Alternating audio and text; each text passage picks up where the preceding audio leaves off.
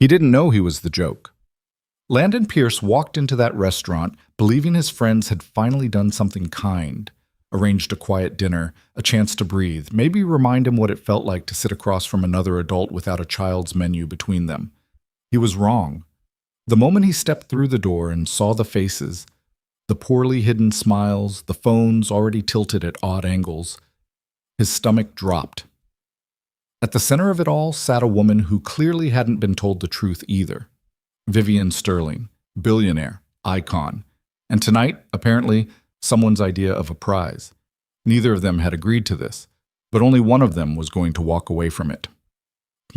If this story already has you hooked, hit that like button right now, and drop a comment telling me what city you're watching from. I want to see exactly how far this story has traveled. Now settle in, because this one is going to take you somewhere. The drive over had been unremarkable. Landon had changed his shirt twice, which was already more effort than he'd put into his appearance in the past several months. The first shirt had a small stain near the collar that he hadn't noticed until he was halfway to the door. Something Owen had probably wiped on him during breakfast, jelly or ketchup. Impossible to tell anymore. The second shirt was plain navy, slightly wrinkled because he'd pulled it from the bottom of a drawer he rarely opened. He stood in front of the bathroom mirror for about 4 seconds, decided it was fine, and grabbed his keys. Owen was at his mother's sister's place for the night, Aunt Cassie, who Owen loved unreservedly and who made elaborate pancakes in the shape of animals on weekend mornings. It was one of the few arrangements that didn't make Landon feel guilty when he left. Owen would be fine. Owen was almost always fine, which was a small miracle Landon never stopped being quietly grateful for, even on the days when he himself was not fine at all. The restaurant was called Alderton's, a place Landon had driven past 100 times and never entered because the kind of people who ate there weren't usually the kind of people who drove a 6-year-old truck and packed their own lunches. His friend Marcus had picked it, which should have been the first warning sign.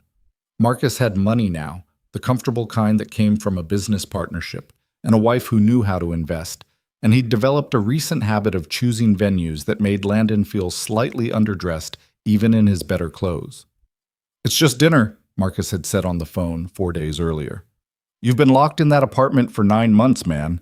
Come out. Eat food that someone else cooked. Talk to people who aren't 6 years old." Landon had almost said no. He'd said no twice already in the past month, once to a birthday party, and once to what Marcus had vaguely described as a low-key gathering that turned out to involve 14 people and a DJ. But there was something worn down in him lately. A specific brand of tired that came not from overwork, but from sameness, from the feeling that his days had calcified into a single repeating shape. And he thought maybe Marcus was right. Maybe he just needed one evening where he wasn't a father first and a person second. So he'd said yes. He parked on the street 2 blocks away because the lot was full, fed the meter, and walked. The evening was cool enough to need a jacket, the kind of early fall temperature that felt almost apologetic after the brutal summer.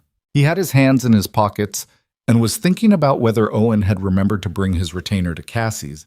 The orthodontist had been clear about consistency when he pushed open the front door of Alderton's and saw the table. Marcus, his wife, Denise, their friends Joel and Patricia.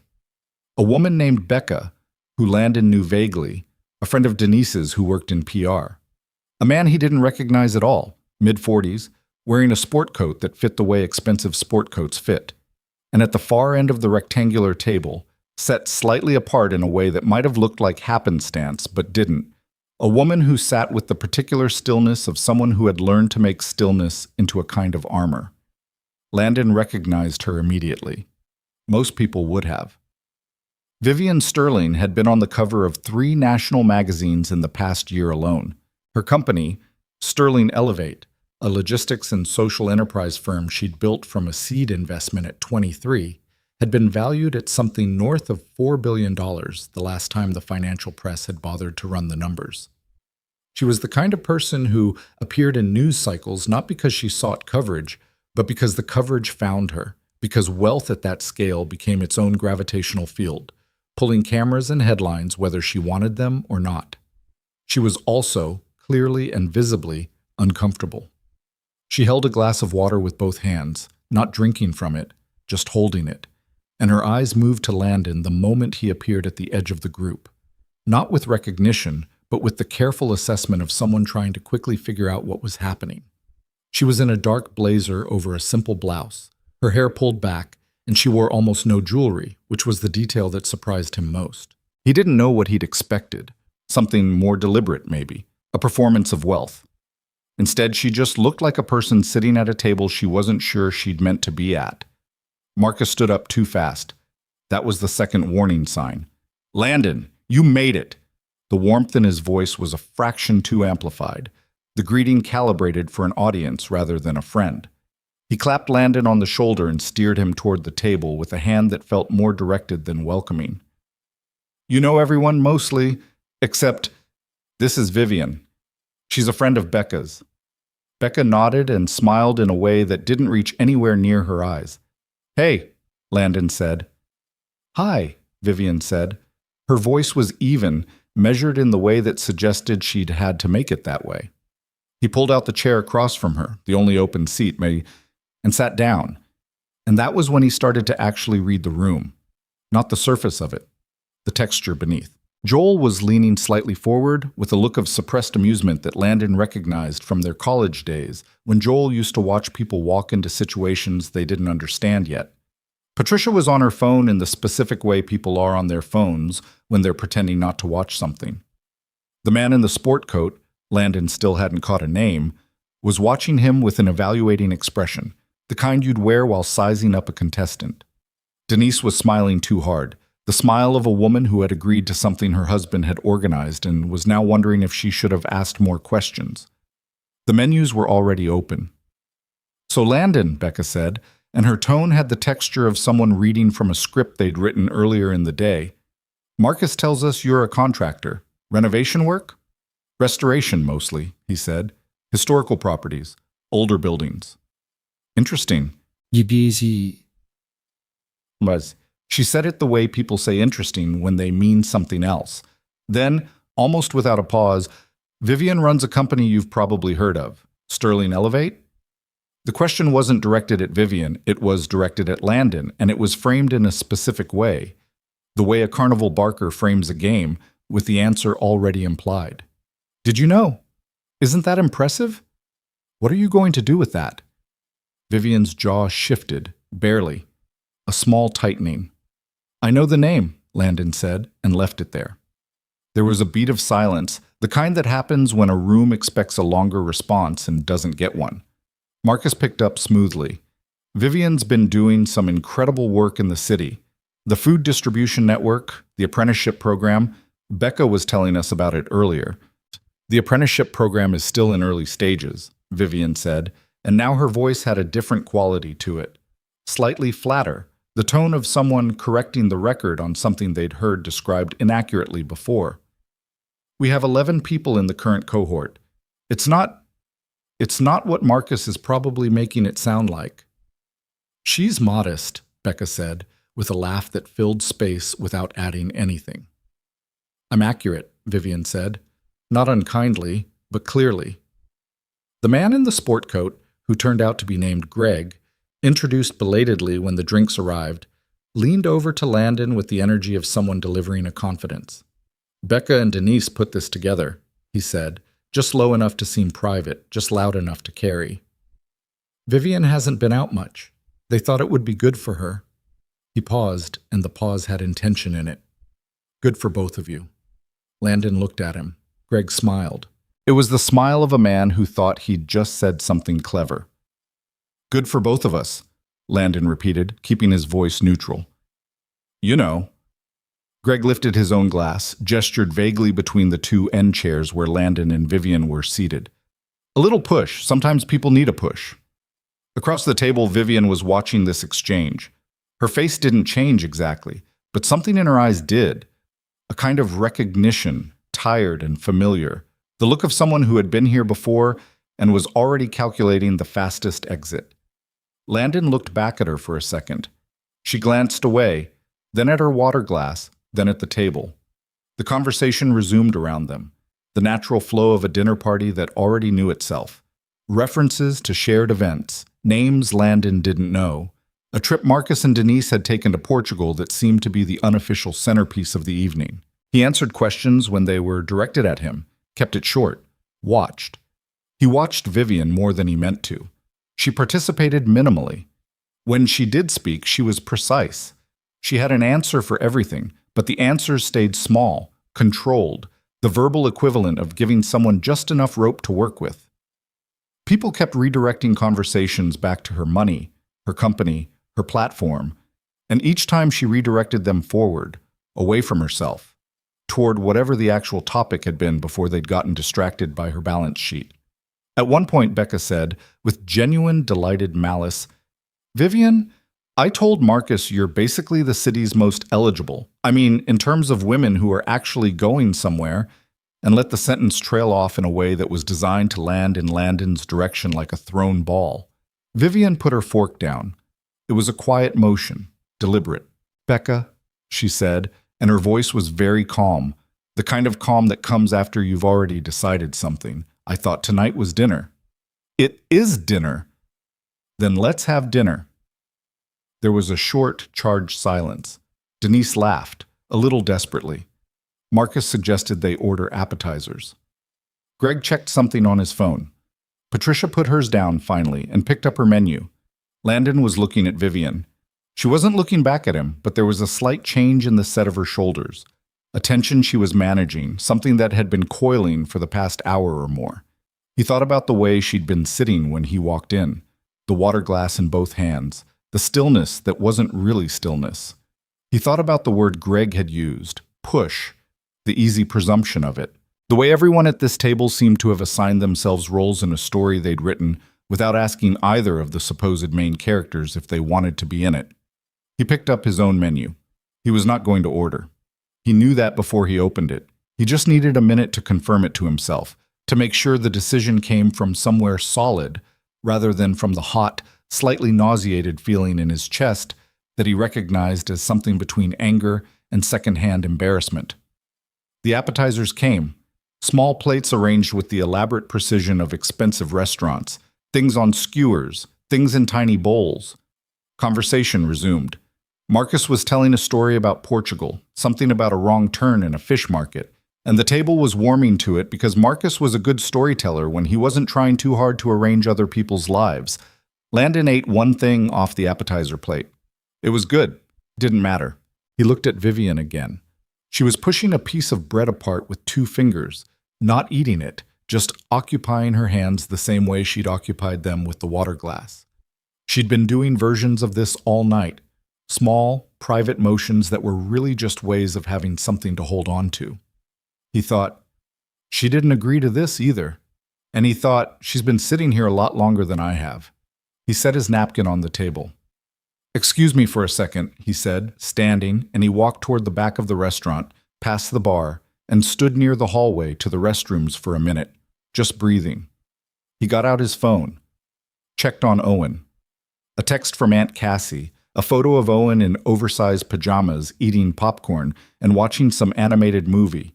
The image so profoundly normal and good that it made his chest ache in a specific way it often did these days. He typed back, "Kiss him for me," put his phone away. He stood there for another few seconds. He thought about his ex, Clara, and the way she used to say he overthought things, that he made situations harder by refusing to just go along with them. She hadn't been entirely wrong about that, but she'd also been wrong about a lot of things.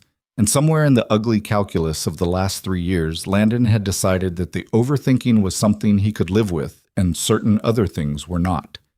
He went back to the table. He sat down, looked across at Vivian, and said, quietly, not loudly, not performing it for the table, "Do you want to leave?" The conversation around them continued for another 2 or 3 seconds before it caught, before the people closest to him registered that he'd said something and began tuning in. Vivian looked at him directly for the first time since he'd sat down. "I'm sorry?" she said. "Do you want to leave?" he said again. "We don't have to stay." She held his gaze for a moment. Her expression was a complicated thing. She was looking for something. He could see that, scanning him the way people scan for the catch when something sounds too straightforward. Where's the angle? What does this cost? Landon, Marcus said across the table, his voice carrying a careful note. We haven't even ordered yet. I know, Landon said without looking at him. We put this together. I know you did. He said it evenly, not cruel, just honest. I'm going to ask her one more time, and if she wants to stay, we'll stay, and I'll order whatever's good here, and we'll have a fine evening. I'm asking her. He looked back at Vivian. She held the pause for another second, and then something in her face shifted, some careful thing she'd been holding in place all evening finally letting go.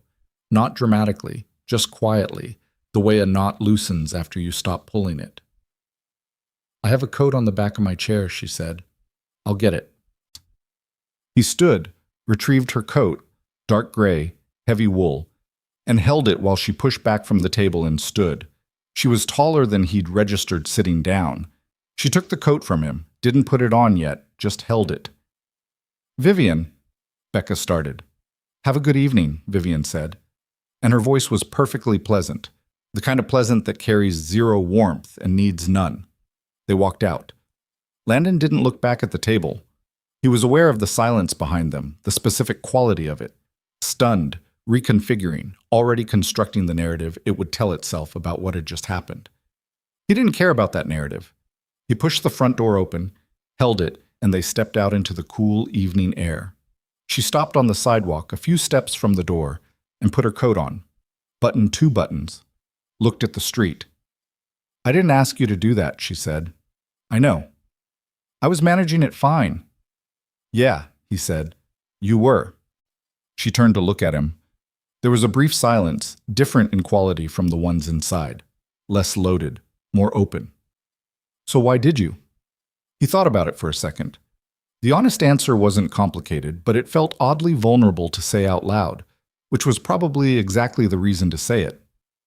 Because no one should have to spend their evening being managed at, he said. Whatever they think they're doing in there, setting you up like some kind of, I don't know, like a test. You're not a test. She looked at him for a moment. He couldn't read the expression entirely. There was something in it that might have been gratitude, but also might have been something more guarded, something that had learned not to take things at face value because face value had disappointed her too many times. You don't know anything about me, she said. It wasn't hostile, it was a statement. No, he agreed. We've said maybe 12 words to each other. 13 now, he said. She looked at him again, and this time there was something in her face that was almost, not quite, the beginning of a smile. Where are you parked? She asked. 2 blocks that way. He pointed. I'm a block the other direction. She paused. There's a diner on Foster Street, about halfway. If you're hungry. He looked at her. I'm hungry, he said. The food at Alderton's is overpriced anyway, she said. Too much foam on things. I had 1 bite of an appetizer. Was it good? Honestly, yeah. Don't tell me that. She started walking, and he fell into step beside her, and the evening opened up around them, the city doing what cities do at that hour. Noise and light, and the movement of strangers through the dark. And behind them the restaurant and everything in it receded to its proper size. Small, finished, already becoming the past. Look, the diner was called Polly's, and it had been there since before either of them was born, with vinyl booths in faded red and a laminated menu that had accumulated so many additions over the decades that it barely held together at the fold. A woman named Terry took their order without writing anything down and came back with coffee before they'd asked for it. Vivian sat across from him in the corner booth and held the coffee cup with both hands, the same gesture she'd had all evening, and he realized it wasn't a nervous habit. It was a comfort one. She ran warm, or maybe she just liked having something to hold. How long were you there? He asked. Before you arrived? Yeah. 1 hour and 15 minutes, she said. I was early. The traffic was lighter than I expected. A pause. I should have recalibrated. Did you know what it was going in? She looked at the table, then back up. Becca described it as dinner with people I'd get along with. I know Becca from a charity event 3 years ago. I've had dinner with her maybe twice. She paused again. I don't get out much. That's what Greg said. Well, he phrased it differently. Greg Farrell. I met him 4 hours ago. She looked at her coffee. He asked me in the first 15 minutes if I was on any dating apps. I told him I wasn't. He told me I should reconsider, that someone with my, quote, resources, unquote, had a lot to offer. Landon stared at her. He said resources, he said. He said resources, she confirmed, and her voice was dry and completely flat. That's... He stopped. I don't have a word for that. I have several, but they're not polite. The food came faster than expected. She'd ordered eggs and toast. He'd ordered a burger because he was genuinely starving, and Terry set it all down with the efficiency of someone who'd done this 40,000 times and had no patience for ceremony about it. They ate for a few minutes in a comfortable silence, which surprised him. He wasn't generally good at comfortable silences with people he'd just met. He was good at comfortable silences with Owen and with nobody else. You have a kid, she said. It wasn't a question. He looked up. Something about the way you checked your phone, she said. Before we left, you had a specific look. You noticed that? I notice things, she said it matter-of-factly. It's not a skill so much as a liability. He's 6, Landon said. His name's Owen. He's with his aunt tonight. What's he like? The question surprised him. Most people asked age, asked about the other parent, asked logistical questions. Nobody usually jumps straight to what's he like. Landon started, and he found himself almost smiling without deciding to. He's very serious about things that are objectively not serious. Like, he has strong opinions about which direction socks should be folded. And he cried for 45 minutes last month because he found out that the moon doesn't make its own light. That is objectively upsetting, Vivian said. Right? I told him that. He said that wasn't the point, that the point was he'd been lied to his whole life. He said lied to? 6 years old, said lied to. Landon shook his head. I didn't correct him because, honestly, I wasn't sure he was wrong. Vivian set her fork down and looked at him with something that wasn't quite a smile but was in the same neighborhood. He sounds, she started. Exhausting, Landon said. I was going to say interesting. Both, he said. Both at once, always. She picked her fork back up, ate for a moment. Then, without quite looking at him, what happened to his mother? The table went quiet in the way it does when something real has just been put on it. She died, Landon said, 2 years ago. Heart condition she didn't know she had. She was 29. I'm sorry, Vivian said, and she said it the way people say it when they mean it rather than when they're filling space. Brief, direct, not followed by anything else, which was the right call, because he'd heard every possible follow-up sentence in the 2 years since, and none of them had ever helped. Thank you, he said. A beat. What happened to yours? He asked. He meant it gently, and she seemed to take it that way. She was quiet for a moment.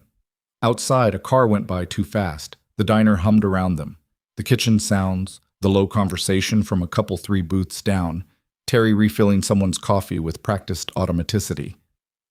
No one died, Vivian said. She paused, and he could see her choosing what to take out and what to leave in the drawer, the way people do when they're not sure yet how far to go.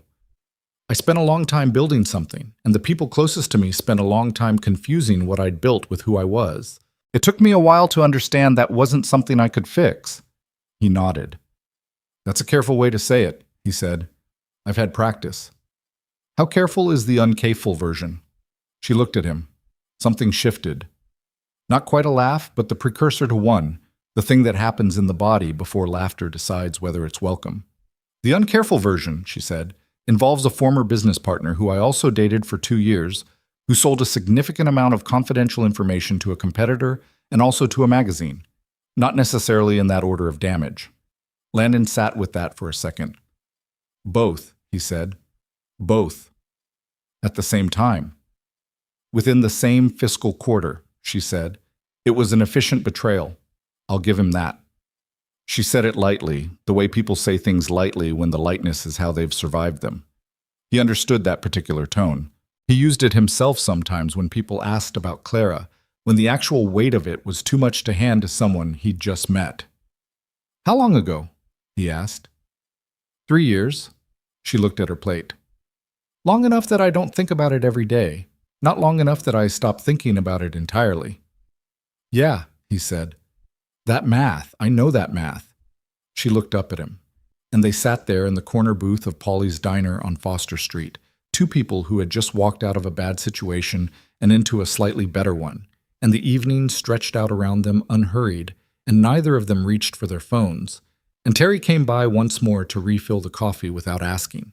And outside the city moved through its nighttime routines indifferent to the particular quiet that was happening in Booth 7. It was, Landon thought, the best bad dinner he'd ever had.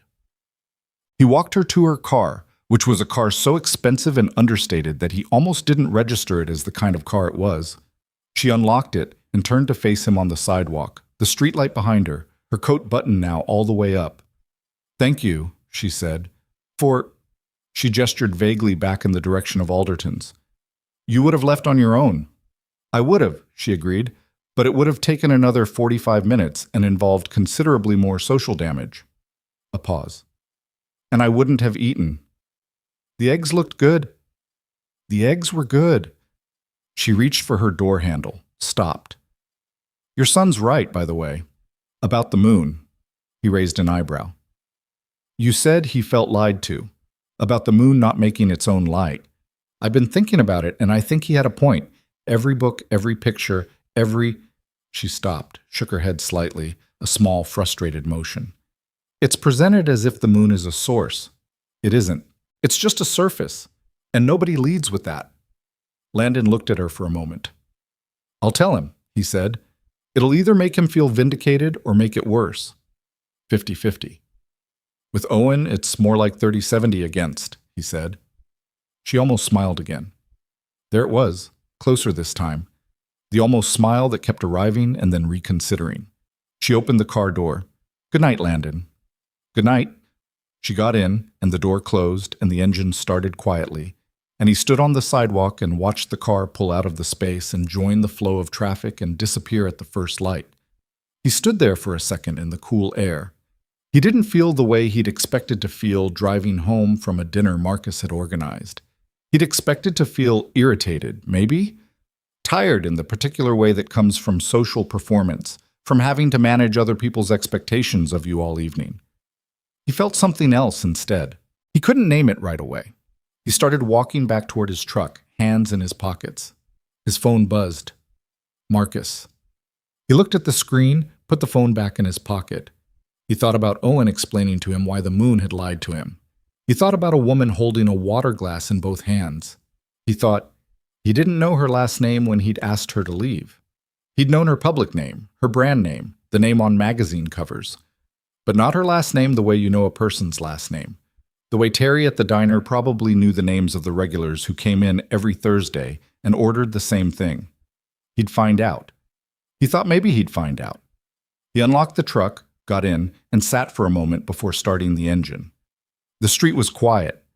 A dog walked by with its person, both of them unhurried, both of them doing the exact thing they'd meant to do with this particular piece of evening. Landon started the truck. He drove home. Marcus called 3 times before Landon picked up. It was Sunday morning, 2 days after Alderton's, and Landon was at the kitchen table with a cup of coffee that had gone cold while he helped Owen work through a worksheet about animal habitats. Owen had strong opinions about whether penguins counted as birds and was not interested in what the worksheet said on the matter. "They have wings," Owen said, "but they don't fly. That's not a real bird. That's a bird that gave up." "Write down bird," Landon said. "I'm writing down bird under protest." "Noted." Landon's phone buzzed again on the table. He picked it up this time. "Hey." "You just walked out," Marcus said. Not angry exactly, more like a man rehearsing an injury he wasn't sure he'd actually sustained. "I did." "You didn't even text me." "I texted you the next morning." "Hey, sorry about dinner is not—" Marcus exhaled. "Denise is upset." Landon looked at Owen, who was drawing a small penguin in the margin of his worksheet with a look of grim satisfaction. "Denise organized an ambush," he said, keeping his voice even. "She can be upset about how it went." A pause on the line. "It wasn't an ambush," Marcus said, but the word landed soft, like he'd already had this argument with himself and lost. It was, "We thought you two would," Marcus. "Yeah." She didn't ask to be put on display either. You understand that, right? Whatever you were trying to do for me, you also pulled her into it without her knowing what she was walking into. A person, not a setup. The silence that followed was the specific silence of a man who knew he'd been wrong and was deciding how to arrange himself around that knowledge. "Is she," Marcus started. "Did she seem okay when you left?" "She seemed relieved," Landon said. And then, because Marcus was still his friend and the friendship was real, even when Marcus did stupid things. "She was fine. We talked. It was fine." "You talked?" "At a diner." "Yeah." Another pause, this one with a different texture. Landon could practically hear Marcus recalibrating. "You talked at a diner," he said, slower. "Don't make it something." "I'm not making it, Marcus. I'm just saying it's interesting." "Write down bird," Owen said, without looking up. He'd moved on to drawing what appeared to be an argument between a penguin and an eagle. "I have to go," Landon said. "Owen needs help with homework." "On a Sunday?" He's very motivated by grievance. He hung up before Marcus could find another angle. Owen looked up from his drawing. "Who was that?" "Marcus? Is he still in trouble?" Landon looked at his son. "What do you know about trouble?" "I know when adults sound like they're in it," Owen said simply, and went back to his penguin. Landon hadn't planned to look her up. He told himself he wasn't going to, that the evening at Polly's had been what it was, good, self-contained, complete, and that turning it into something with expectations attached was how you ruined a thing. He'd learned that from experience. He had a specific talent for ruining things by wanting them too precisely. But on Monday afternoon, he had 2 hours between a site visit and school pickup, and he was sitting in his truck outside a hardware store, and he found himself scrolling to Sterling Elevate's website without fully deciding to. It wasn't what he'd expected. Most companies at that level had websites that felt like monuments, all glass surfaces and language that meant nothing, designed to impress people who were easily impressed. Sterling Elevate's site had that polished skin, yes, but underneath it there was something more functional. The food distribution network Marcus had mentioned, it was real, and it was detailed, with logistics information and volunteer sign-up sheets and a calendar that was updated as recently as last Thursday. The apprenticeship program Vivian had described as early stages had 11 current participants with brief profiles, a woman who'd been out of the workforce for 6 years caring for a sick parent, a 22-year-old who'd cycled through 3 dead-end jobs, a man who'd been laid off from a manufacturing plant closure and was retraining in supply chain management. He read the profiles longer than he needed to. The next event on the food distribution calendar was Saturday morning, 7 a.m. A warehouse on the south side, 240 boxes to be assembled and loaded. Volunteers welcome, no experience necessary, bring closed-toe shoes. He sat with that for a minute. Then he picked up Owen and didn't think about it again until Thursday night, when he was packing Owen's lunch for the next day and found himself reaching for his phone. He didn't have her number. That was the obvious problem. But the volunteer contact form on the website had a field for general inquiries, and he wasn't above using that, which probably said something about him that he chose not to examine too closely. He typed, "I'll be there Saturday. Landon Pierce. We met Friday." He added his number, submitted the form, and put his phone face down on the counter, and made Owen's sandwich. She texted him at 11 that night. He was already in bed, half asleep. "How did you find the event?" Not a question mark, which he noticed. He typed back, "Your website, volunteer calendar." A pause. Then, "Closed-toe shoes required. I own several pairs." Another pause, longer. Then, 7 a.m. "The loading dock entrance is on Meridian. It's not marked well. I'll find it." He put the phone down and lay in the dark, and the ceiling was the same ceiling it always was. And somewhere down the hall, Owen was asleep in the specific starfish configuration he'd adopted around age 4 and never abandoned, and the apartment had its nighttime sounds. The refrigerator cycling, the occasional car on the street, The upstairs neighbor's cat doing whatever the upstairs neighbor's cat did that made that particular sound at this particular hour. And Landon Pierce lay in his bed and felt, for the first time in a while, like Saturday was something to get to. He found the loading dock. It took 3 wrong turns and a conversation with a man named Darnell, who was unloading a separate truck and who pointed him in the right direction with the patience of someone who'd given these directions 100 times. The warehouse was organized in a way that suggested either a very thorough volunteer coordinator or someone with a compulsive relationship with efficiency. Folded boxes on pallets, sorted by size, tables set up at intervals for assembly, a whiteboard with station assignments. 30-some volunteers milling around in the early morning way people mill around when caffeine hasn't fully taken hold yet. He didn't see Vivian right away. He signed in at the table near the entrance, got assigned to box assembly at Station 3, found his table, and started working. The woman next to him was named Rhonda, retired, who had been volunteering with this organization for 2 years and who provided a running commentary on the system, the history, the politics of which warehouses were better organized, and the general character of various regular volunteers, all delivered at a pace that suggested she'd been waiting for a new person to talk to. He was halfway through his second box when he looked up and saw Vivian. She was across the warehouse near the far wall, talking to 2 people he didn't know, a man with a clipboard and a younger woman with a headset around her neck. She was in jeans and a plain gray sweatshirt, her hair up, no makeup that he could detect from this distance, and she was pointing at something on the clipboard and talking with the focused directness he'd glimpsed briefly at Polly's, the version of her that wasn't performing anything for anyone. The man with the clipboard was nodding. The woman with the headset was writing something down. She hadn't seen him yet. Rhonda was saying something about the best way to flatten a cardboard seam. He processed it and responded appropriately while still watching Vivian across the room. Not in a way he was proud of exactly, but in the way you watch something that surprises you, that doesn't match the shape you'd built for it in your head. The public version of Vivian Sterling was a particular kind of image, controlled, precise, always framed by the context of her wealth. Magazine profiles, press photographs, the Forbes mentions. All of it added up to a specific texture, a curated surface. He'd been smart enough at Alderton's to know that surface wasn't the whole person. But even at Polly's, even in the realest conversation they'd managed, she'd still had that quality of someone deciding, in real time, how much to let show. Here she was just a person in a gray sweatshirt arguing about clipboard logistics. He liked it better. She found him about 20 minutes in. He was sealing the bottom flap of a box and looked up, and she was 3 feet away, looking at him with an expression he couldn't quite place. "You actually came," she said. "I said I would. People say things." "I know," he said. "I came anyway." She looked at him for another second, then at the box in his hands, then at the partially assembled stack beside him. "Rhonda treating you okay?" "She's been very thorough," Landon said.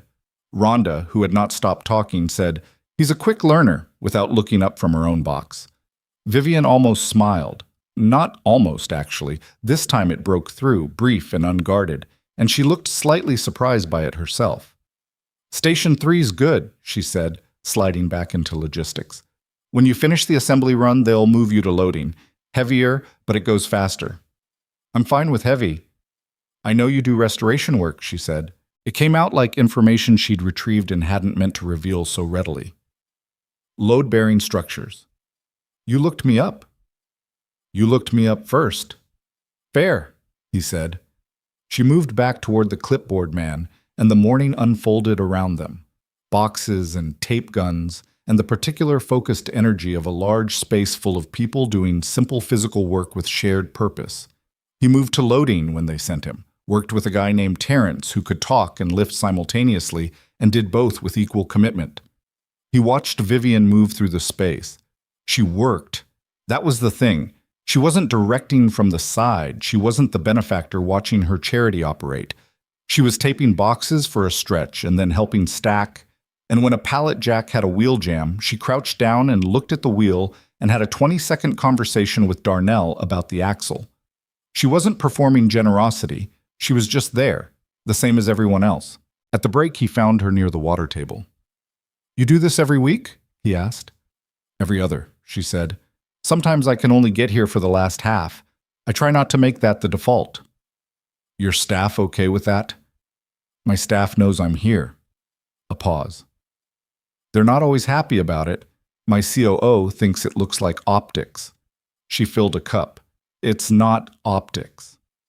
I can see that. She glanced at him sideways. How? Because you fixed the pallet jack. She drank her water, said nothing for a moment, and he let the nothing sit, because he'd learned in the past year that most silences didn't need to be filled. My father had a hardware store, she said, eventually.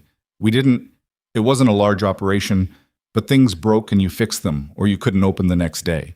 That's just what you did. She crushed the paper cup slightly in her hand.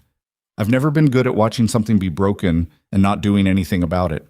Even when you have people whose job is to do the fixing? Even then. She dropped the cup in the bin. I'm aware it's not a popular management style. I wasn't criticizing it. I know. She looked at him. That was me being defensive by reflex. Ignore it. Noted.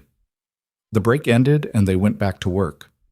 When the last van was loaded and the warehouse was reduced to empty pallets and stray pieces of tape on the concrete floor, volunteers began filtering out in small groups, the specific post-effort looseness of a few hours of physical work done alongside other people for no reason except that it needed doing.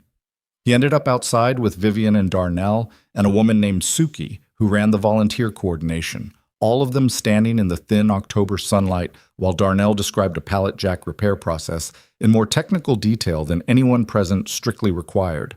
When Darnell and Suki said their goodbyes and drifted toward the parking area, Vivian and Landon were left standing on the loading dock, neither of them in an apparent hurry. Owen's at school? She asked. Till 3:15. Good morning, then. She squinted at the sun, which was directly in her eyes at this angle, which she did not adjust to avoid. Good morning, he agreed. She glanced at him.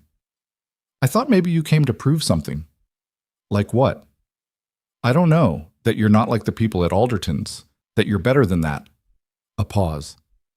People do that. They go out of their way to demonstrate their character. It's usually about them. He thought about that for a moment.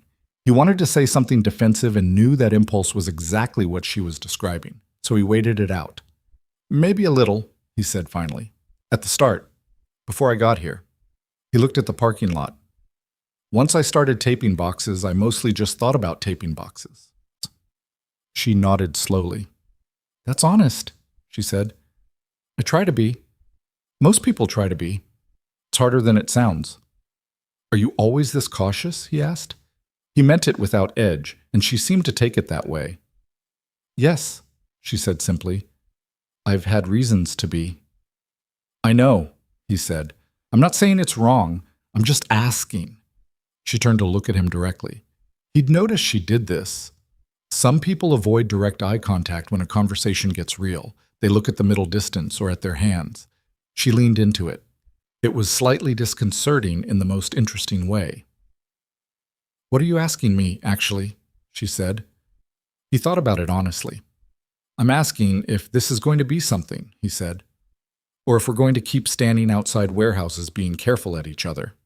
A beat. I don't know what this is, she said. That's fair. I'm not being... She paused, and for a moment something genuinely uncertain moved across her face, something younger than her polished surface. I don't have good instincts about people. I think I used to. I'm not sure I trust them anymore. Okay, he said. That's it? Okay. What do you want me to say? I don't know. Most people say I'm not like that, or you can trust me, or those are exactly the things untrustworthy people say.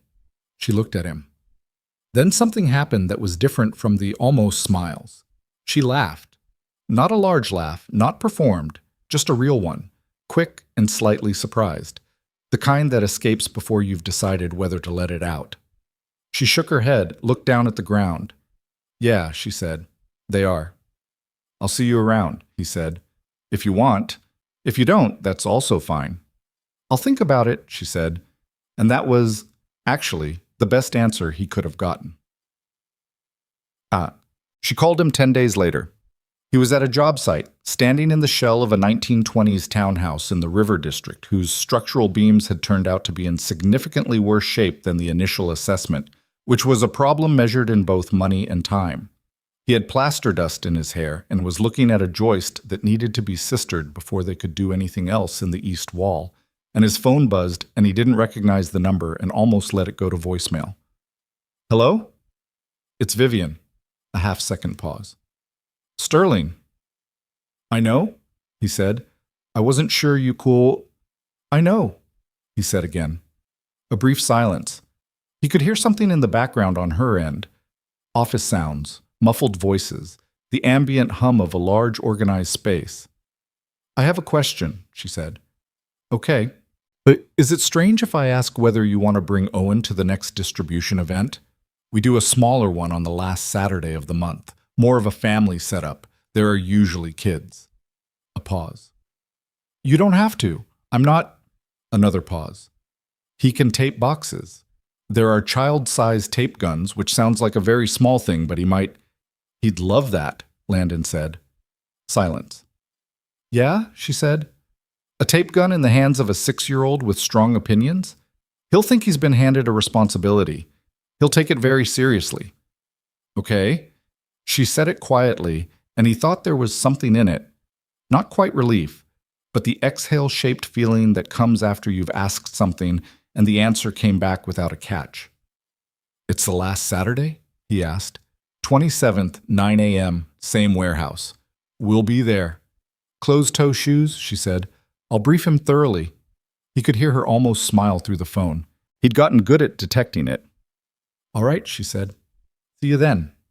She hung up, and he stood in the wreck of the townhouse's east wall, and DeMarco, his guy on the sistering work, appeared from around the corner and looked at him with the evaluating expression of someone who had known Landon Pierce for 3 years and had registered the phone call's effect. Good news or weird news? DeMarco asked. I'm not sure yet, Landon said honestly. Those are usually the same news, DeMarco said, and handed him a hammer shaped up. He told Owen about it the following Thursday, which gave the kid 2 full days to prepare, which in retrospect was probably 2 days too many. By Friday evening, Owen had independently researched food distribution operations online, or had asked Cassie's smart speaker to research them, which was close enough, and had a series of questions about logistics that Landon could only partially answer. Are the boxes heavy? Not for adults. Might be for you. I'm stronger than I look. I believe you. What kind of food goes in them? I don't know exactly. Canned goods? Staples? Owen considered this. What's a staple food? It's different from a staple for paper, right? Yes, it means a basic food that people rely on. Bread, rice, beans, things that keep. Oh. Another pause, the gap he used for processing. Are we doing this for people who don't have enough food? Yes. A silence. Owen was at the kitchen table doing the very thing where he went still, which happened less often than the big serious opinions and mattered more when it did. That's important, Owen said finally in his considered way. Yeah, Landon said. It is. Will there be other kids? Probably. Will you introduce me to people, or can I just do my job? Landon looked at his son. He was not sure where Owen's strong preference for diving directly into tasks rather than preliminary socializing had come from, but he respected it. I'll let you go straight to the job, he said. Good. Owen went back to his worksheet. Tell them I'm serious, he said without looking up. I'll tell them. The 27th arrived cold and overcast, the kind of late October morning that felt like a direct communication from the season about what was coming. Landon had gotten Owen up early, which Owen bore with the stoicism of someone who had decided this was worth it, and they'd driven south through thin Saturday traffic. Owen in the back seat in his good shoes, the ones with the reinforced toes technically closed, per the briefing, asking questions about load-bearing ratios that Landon answered honestly when he could and redirected when he couldn't. Vivian was already there when they arrived. She was standing near the sign-in table talking to Suki, and she looked up when they came through the loading dock entrance. She looked at Owen first. A quick, careful look. The kind of look you give someone when you've been thinking about meeting them and are now calibrating reality against expectation. and then at Landon. He told Owen, "There's someone I want you to meet. Her name is Vivian. She helps run this." Owen had said, "Is she your friend?" Landon had thought about that for a moment and said, "I think so. We're still figuring it out." Owen had accepted this with the fair-minded equanimity he occasionally deployed and which always slightly surprised Landon when it appeared. Now Owen walked up to Vivian with his hands in his pockets and said, without preamble, "I'm Owen. I'm here to work. Can I have a tape gun?" Vivian looked at him. Then with perfect gravity she said, "Station 2 has them. I'll show you." Owen looked back at Landon with an expression that communicated, "This one's okay." Then he followed Vivian towards Station 2. Landon stood for a moment at the entrance to the warehouse watching his son walk alongside this woman. Owen, with his hands in pockets, serious walk, Vivian matching his pace without making it smaller than it was, talking to him at a level that wasn't the level adults used when they were talking at kids, but the level people used when they were actually curious about what the other person thought. Suki appeared at his shoulder. "He's a character," she said. "Yeah," Landon said. "She's good with kids. She doesn't always know it about herself." He looked at Suki. She shrugged. "Just something I've noticed," she said, and went back to her clipboard. The morning unfolded the way good mornings do when they're not trying to be anything other than what they are. Owen took the tape gun with the seriousness of someone receiving a commission and worked with focused intensity for 2 full hours, pausing only twice. Once to ask Landon whether the tape had to go in a specific direction. It did not, but he taped it his own direction regardless. And once to tell a 7-year-old named Priya that she was folding the short flap before the long flap, which was technically backwards. Priya informed Owen that she'd been volunteering here longer than he had. Owen said, "Okay, still backwards." Landon watched this from 2 tables over and did not intervene. He and Vivian worked the same loading station for the last hour. They didn't talk much. The work didn't call for it, and neither of them seemed to need to fill the space. But at one point she handed him an end of a heavy pallet wrap, and their hands were close for a moment, and she glanced at him, and he thought, there it is again. That thing he couldn't name yet. That thing that had been there since Polly's and wasn't getting smaller. When the last van loaded and the volunteers dispersed, Owen found them by the water table. He had tape on both forearms, a piece of cardboard flap stuck to the back of his jacket that nobody had mentioned to him, and the expression of a person who had worked a shift and was prepared to be assessed on it. "How'd I do?" he asked Vivian directly.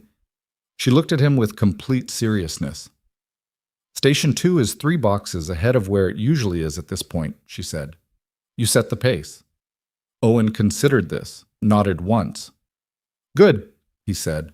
Then he looked at the cardboard on his jacket, finally felt it, reached back and peeled it off, examined it briefly, and handed it to a nearby recycling bin with no change of expression. Vivian looked at Landon. He looked back.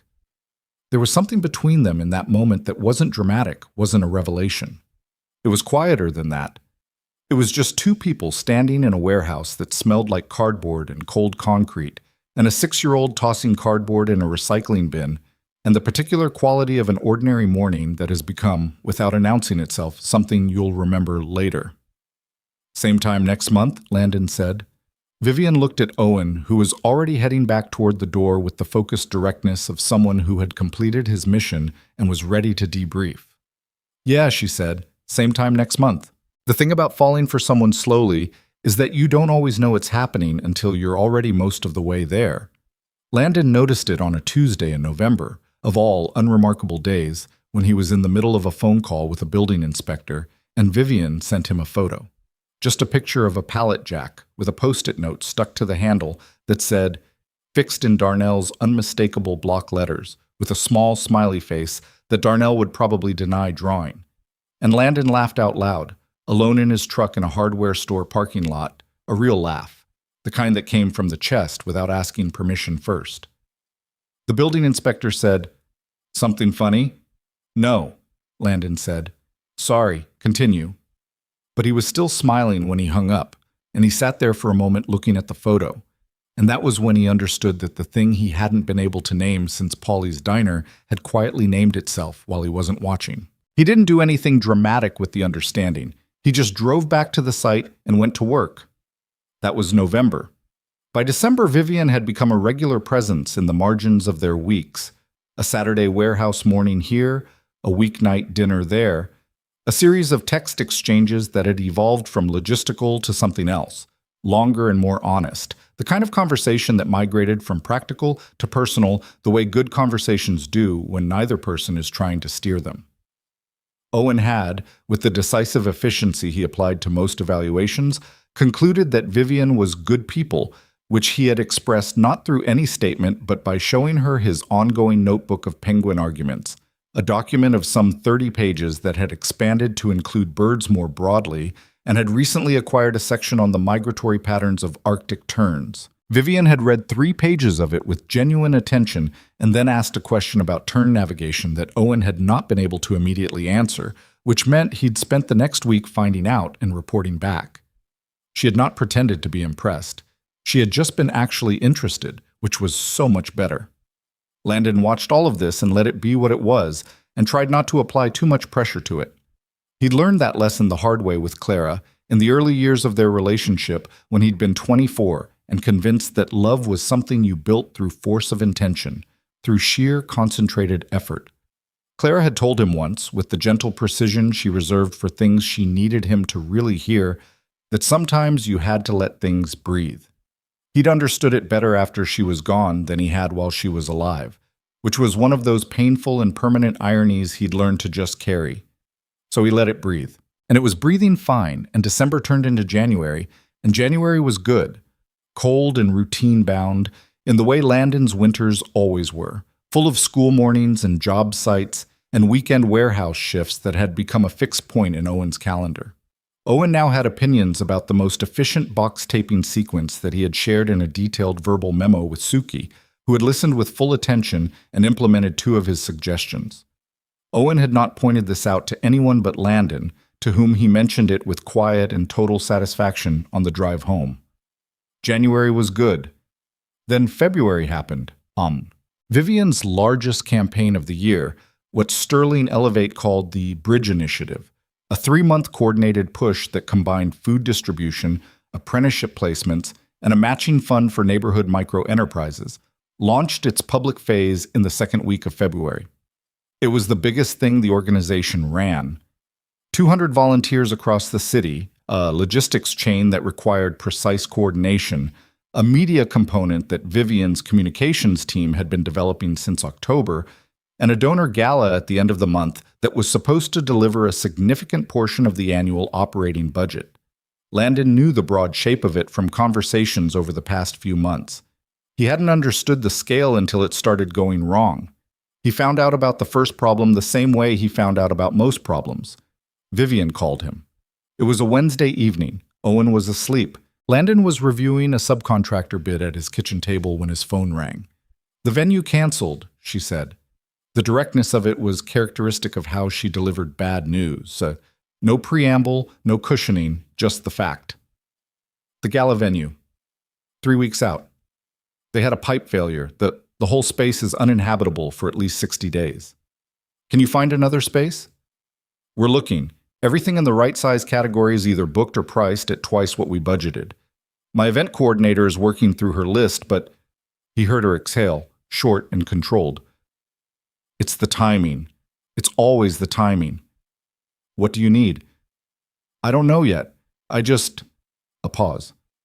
I needed to say it to someone who wasn't going to immediately start managing my reaction. He understood that. The particular claustrophobia of being in charge. Everyone watching your face, calibrating their own response to yours, so that the leader can never quite have a reaction of her own without it becoming everyone else's crisis. Okay, he said. I'm listening. She talked for a while, not spiraling, not venting in the messy, unfocused way, but thinking out loud, working through the problem in real time, which was how Vivian processed things when she was under pressure. He listened and asked an occasional practical question and didn't offer solutions until she asked for them, which she eventually did. The Meridian Warehouse, he said. The big one. The main floor, when it's cleared, is what, 8,000 square feet? Silence. You can't do a donor gala in a warehouse. I've seen what that space looks like when it's set up for the big distribution days. It's clean, it's high-ceilinged, it has loading access so catering can come in from the back. Get the right lighting and the right tables. Landon, I'm serious. There's a company called Harbor Event Rentals on the South End that does full installations. I've used their equipment on a restoration reveal. They're good and they're not expensive. You'd be leaning into the brand instead of fighting it. Another silence. The donors expecting a conventional event space might. The donors who understand what the Bridge Initiative actually does would probably find it more honest, he said. And the ones who don't get it aren't giving you the money because of the tablecloths. He heard her thinking. I'll have someone look at the space this week, she said finally. Tell me the date and I'll come with. She paused. You don't have to. I know the space better than your event coordinator does, he said. I've been there every third week for 4 months. I know where the structural posts are, where the acoustics are bad, where you want the main table positioned to use the light from the north windows. A longer pause. Thursday at 2, she said. I'll be there. He set the phone down and went back to his subcontractor bid, and the apartment was quiet, and from down the hall he could hear Owen's specific sleeping breathing that he'd learned to identify across 6 years as evidence that everything was, right now, okay. The venue problem got solved. The warehouse worked. Better than worked, in the end, because Vivian's communications director had the idea to use the event not just as a gala, but as a demonstration, with parts of the distribution operation still visible, organized, a kind of living exhibit of what the Bridge Initiative actually did in practice. Vivian had looked at this proposal with the expression of someone who had been talked into things before and was being careful, and then had said yes, with the quiet decisiveness that was her characteristic mode of agreement. That was the first problem. The second arrived the following week, and it was worse. Landon heard about it through the news before Vivian called him, which told him something about how fast it had moved. A local journalist, working, it turned out, on a piece that had been commissioned and then reconfigured by an editor with an axe to grind about corporate philanthropy in general and Sterling Elevate in particular, published a piece that questioned the Bridge Initiative's financial reporting, suggesting, through selective quotation and carefully omitted context, that a portion of the matching fund had been misallocated. It was not true. Landon was certain of that before he even spoke to Vivian. He'd been around this organization long enough to know how Vivian ran it. The obsessive documentation, the two-person sign-off on any expenditure over $1,000, the external auditors she brought in voluntarily every 18 months because, as she told him once, she would rather have the conversation before someone forced it than after. But the truth being on your side and the narrative being on your side were two different things, and right now the narrative was moving fast. He texted her, I saw it, call me when you can. She called 20 minutes later, and she sounded like someone who had been in back-to-back conversations for the past 3 hours and had not had water and was operating on adrenaline and controlled fury. My CFO has a full documented response ready, she said. Legal has cleared it. We're releasing it in... He heard her check something. 45 minutes. Good. 3 donors have called to ask questions. One of them is a significant account. A pause. My board chair wants an emergency call tonight. Can you handle all of that at once? I'm handling it. Her voice was tight. Not fragile. Tight, the way a wire is tight under tension, still functional but close to its load limit. The gala is in 11 days, and this... She stopped. Talk to me, he said. This is the version of my life that always shows up, she said, and her voice had shifted slightly. The control still there, but something underneath it more honest, more tired. When something is going well, when I've actually built something that someone always, hey, he said it quietly. You have documented responses. You have a CFO. You have legal. This is manageable. I know it's manageable. Then what are you actually afraid of? Silence. Long enough that he thought maybe he'd asked wrong. I'm afraid, she said very carefully, that the people who don't know me will look at this story and see what they expected to see. A rich woman playing charity for her image, and everything we've actually built. She stopped. It won't matter. It won't matter to them what's true. He sat with that. He knew the fear, not from wealth, but from loss. From the experience of having people see a version of your story and deciding it was sufficient that they didn't need the real one. He'd felt it every time someone at a school event learned he was a single father and their face did the thing faces do when they're composing a narrative about who you must be and what must have gone wrong. Vivian, he said, the people who know what you've actually built, the 11 people in your apprenticeship cohort, the 200-some volunteers who show up every month, Suki, Darnell, Rhonda, they know. And the people coming to that gala in 11 days, the ones worth keeping, they're going to walk into that warehouse and see exactly what the Bridge Initiative is. Not the headline. The real thing. She was quiet. You don't know that, she said. No, he admitted. But I know you built it, and I know what it looks like when you're in it. And those two things are pretty hard to fake to 300 people in an 8,000 square foot room. Another silence. He could hear her breathing, slowing slightly, the controlled exhale of someone finding their footing again. I have to go, she said. The board call. Go. Landon. I know, he said. Go. Call me after if you want. She hung up. He set his phone on the table and sat in his kitchen for a minute, staring at nothing. And then he got up and did what he always did when something was churning in him that he couldn't resolve by thinking about it. He went to check on Owen. Owen was awake, which was not ideal at 9:45 on a school night. He was sitting up in bed in the dark, not doing anything, just sitting, which was an Owen thing. He sometimes needed to be awake in the dark and think, and he'd learned early that announcing this would result in being told to sleep, so he'd adapted to doing it silently. Landon sat on the edge of the bed. Can't sleep? He said. I was thinking, Owen said. About what? A pause. Owen's serious thinking pause. About how Vivian always knows which boxes are the most important to get right. At the warehouse. She always knows which station is behind and she fixes it before it becomes a big problem. Landon looked at his son. Yeah, he said. She does. That's a good thing, Owen said. Knowing where the problems are before they get big. It is. Owen lay back down, rearranged himself into his starfish configuration, and was quiet. Landon sat for another minute, then got up and went back to the kitchen. He thought, 11 days. He started making a list. The 11 days before the gala were the most concentrated stretch of effort Landon had put into something that wasn't his own livelihood in as long as he could remember. He wasn't asked to help, not formally.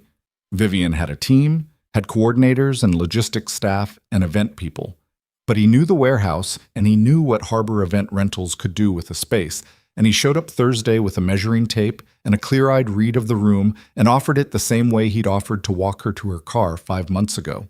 Without fanfare, without a declaration, just because it was the thing that needed doing and he could do it. Her event coordinator was a woman named Jamie, 28 and efficient, who had initially looked at Landon with the polite skepticism of someone being handed a helper she hadn't requested. By the second walkthrough, she was asking him structural questions. By the third, she had added him to the planning thread. He and Darnell spent a full Saturday reconfiguring the warehouse's main electrical panel access so that Harbor's lighting grid wouldn't blow a fuse during setup. Vivian appeared at noon with sandwiches she'd picked up from a place on the corner, set them on a folding table without announcement, and went back to her phone call, and Darnell ate one and said to Landon, "You're keeping that one, right?" And Landon said, "Eat your sandwich," and Darnell grinned. The public response to the financial article went out as planned and was thorough enough that the original story lost most of its oxygen within 48 hours. 2 donors asked questions, got answers, and stayed. One didn't respond, which was its own answer. The board chair, after the emergency call, sent Vivian a formal message of support that she forwarded to Landon with no comment except a single period, which he had learned was her version of a very deep exhale. But the third problem, the one that arrived 5 days before the gala, was different from the venue and the article. It was quieter, and it came from inside. He found out when Vivian called him at 7 in the morning, which she'd never done before. My lead logistics coordinator just quit, she said. Personal reasons, family situation, nothing I can push back on. He's the one who knows the distribution sequence for the live demonstration. He built the system. Can you... There's no one else at his level internally, not for 5 days. A pause. The demonstration is the centerpiece of the event. It's the thing you... She stopped. It's the whole point. Without it, it's just a dinner. He was quiet for a moment. Send me the system documentation, he said. Landon. The process documentation he built, whatever he used to run it. Send it to me. She paused. You're a restoration contractor. This is event logistics. I've been running warehouse mornings with Suki for 4 months, he said. I know the flow. I don't know his specific sequence, but if he documented it, I can learn it. Send me the files. This isn't...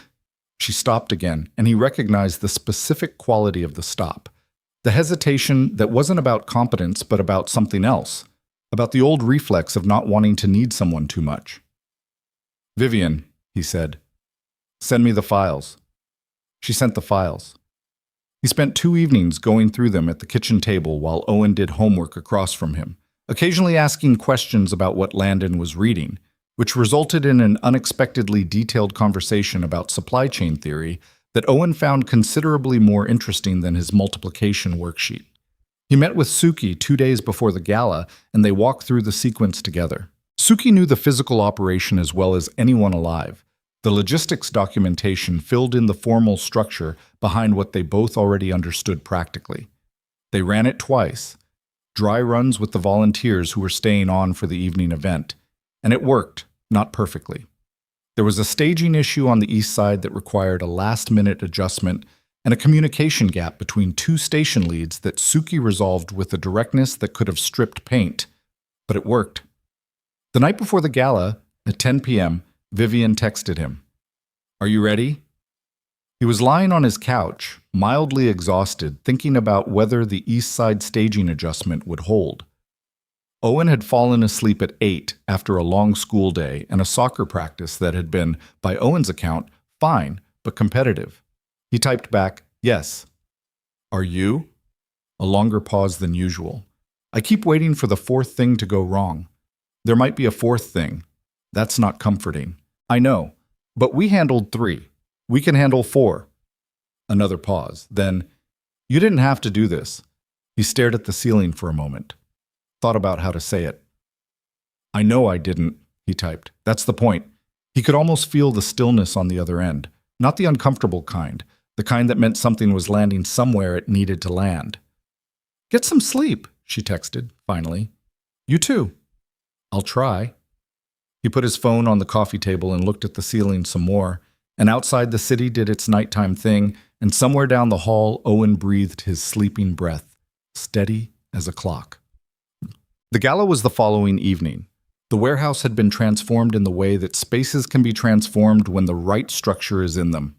Harbor's lighting turned the high ceiling into something almost cathedral, warm pools of amber along the table lines, and a cool blue wash over the distribution stations that made them look intentional, designed, which they now were. The north windows, positioned just as Landon had marked them on the floor plan 3 weeks ago, let in the last of the winter evening light during the cocktail hour, falling across the display tables in a way that Jamie called magical and Landon called geometry. 314 people came. Vivian stood at the entrance and greeted each of them with the composure that was so consistently hers. But tonight there was something different underneath it. Not less controlled, but less defended. The composure worn more lightly, like a jacket she'd chosen rather than armor she'd needed. She told him once that her public persona had started as a performance and then calcified into something she had to maintain constantly. A second skin she couldn't take off because she'd forgotten where the first one was. He thought, watching her from across the room, that she remembered tonight. The demonstration began at 8, after dinner, and it ran clean. Suki ran the floor. Landon was the coordinator in the wings, the person tracking stations and timing and feeding information to the people who needed it, invisible in the way that good operations are invisible when they're working. The volunteers, many of them regulars who'd done this a dozen times, moved with practiced ease, and the rhythm of the thing, the particular organized human energy of it, was its own argument for everything Vivian had said about what the Bridge Initiative was. He watched donors watching it. He watched their faces change. He was near the back of the room when Vivian found him. The demonstration was winding down, the formal program moving toward its close, and she came through the crowd without making it obvious she was crossing it to reach a specific person, which was a skill he'd noticed in her before. She could move toward something without appearing to be directed. She stopped beside him, her shoulder a few inches from his, and they both looked at the room. "East Side held," she said quietly. "I told you. The donors are—" She looked at the room. "They're getting it. I can see it." "Yeah." A pause. Around them the event moved in its rhythms, voices, and clinking glasses, and the organized movement of the last stages of the evening. "I need to say something," she said. "Okay." "The past 2 weeks—" She stopped, started again. "I don't let people help me. I have a team. I have staff. I pay people to solve problems. And what I don't do is—" Another stop. She was choosing carefully, and he waited. "I don't let people I care about do it, because it always turns into something. They start confusing helping me with having leverage over me, or they decide that being useful to me means they have a claim on me, or—" "Vivian, I'm trying to say something." "I know. I'm listening." "You didn't make it about you," she said. "Any of it. The venue, the article, the logistics documentation. You came and you did the thing and you went home and there was no—" She exhaled. "There was no invoice." He looked at her. "You're not an invoice situation," he said. She looked back at him, and they were close enough that he could see the thing in her eyes that wasn't quite the almost smile, and wasn't quite the careful scanning, and was something else, something that had been building for months, and had been waiting for an evening with the right conditions. "I'm scared," she said. It was very quiet. The room was loud enough that no one else could have heard it. "I know," he said. "So am I. I'm not good at this." "Neither am I. I haven't been good at it in 3 years. What if it goes—" "I don't know," he said. "I genuinely don't know." He paused. "But I know what the past 5 months have been, and I'd rather try to figure out what comes next with you than spend a lot of time being careful about it." She looked at him for a long moment. Then she turned back to the room, and the two of them stood there together in the back of the warehouse while the gala moved toward its close around them. And she didn't move away, and neither did he, and the space between their shoulders was small and warm and entirely their own. Across the room, near the East Side station that had held exactly as promised, Suki caught Landon's eye and gave him a look that communicated approximately 1,000 words in about a second and a half. He looked back at the room. His shoulder was touching Vivian's now, barely, the lightest contact, and she hadn't moved, and the room was bright and loud and full of people who had come to see what she'd built. And what she'd built was right there in front of all of them, exactly as it was, no performance required. The fourth problem never came. The morning after the gala, Landon woke up with a stiff neck from falling asleep on the couch, and the specific disoriented feeling of someone who'd run hard for weeks and had suddenly stopped. Owen was already up, standing in the kitchen in his pajamas, eating cereal and reading something on the tablet Cassie had given him for his birthday, and he looked up when Landon appeared in the doorway. "You're walking weird," Owen said. "Slept wrong." "You should sleep in your bed." "Thank you, Owen." "That's what beds are for." Landon poured coffee and stood at the counter and looked out the window at the gray February morning and felt, underneath the neck stiffness and the fatigue, something that took him a moment to identify because it had been absent for long enough that he'd stopped expecting it. He felt like something had gone right. Not perfectly. Nothing ever went perfectly. The East Side staging adjustment had required 3 conversations and a vocabulary word from Suki that Landon had not previously heard her use. But right. Solidly, genuinely right. His phone had a text from Vivian, sent at 12:40 a.m. Final donor count came in. "We hit the target." And then, after a pause that showed in the time-stamped gap, "Thank you for all of it." He'd been asleep by then. He typed back now, "Good morning. Congratulations." Her reply came fast, which meant she was already at her desk, which was entirely consistent with everything he knew about her. "Good morning? How's the neck?" He stared at the screen. "How did you know about the neck?" You were favoring your left shoulder during the East Side walk at 9 p.m. I assumed couch. He put the phone down and looked at Owen, who was still reading, unconcerned with whatever was happening in his father's face. She knew about the neck, Landon said, to no one in particular. Owen looked up. What? Nothing. Eat your cereal. Owen ate his cereal. But the shift after the gala was not dramatic. That was the thing about real changes in real relationships. They didn't arrive with fanfare. The night of the gala, something had been said and acknowledged, and the next day the world looked the same, but was incrementally different. The way a room looks the same after you've moved one piece of furniture, but the light falls differently. They started doing things together that were not warehouse mornings. Dinners, actual planned ones, not emergency diners born out of bad situations. A Saturday afternoon in March, when Vivian had a gap in her schedule, and Owen had requested, with his characteristic specificity, that they go to the Natural History Museum because he'd read that the Arctic Tern exhibit had been updated and wanted to verify the information personally.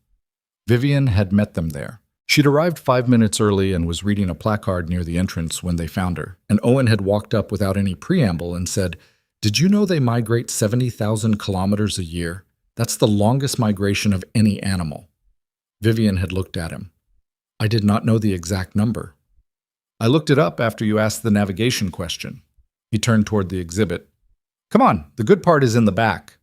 She had followed Owen through the museum for 2 hours while he conducted what amounted to a personal fact verification tour of the Arctic Tern exhibit, cross-referencing the placard information against what he'd read at home and flagging 2 points where he felt the museum's presentation was incomplete. Vivian had engaged each of his critiques with genuine consideration and added one of her own, a comment about the display lighting making the wingspan comparison misleading, which Owen had evaluated for a moment and then accepted.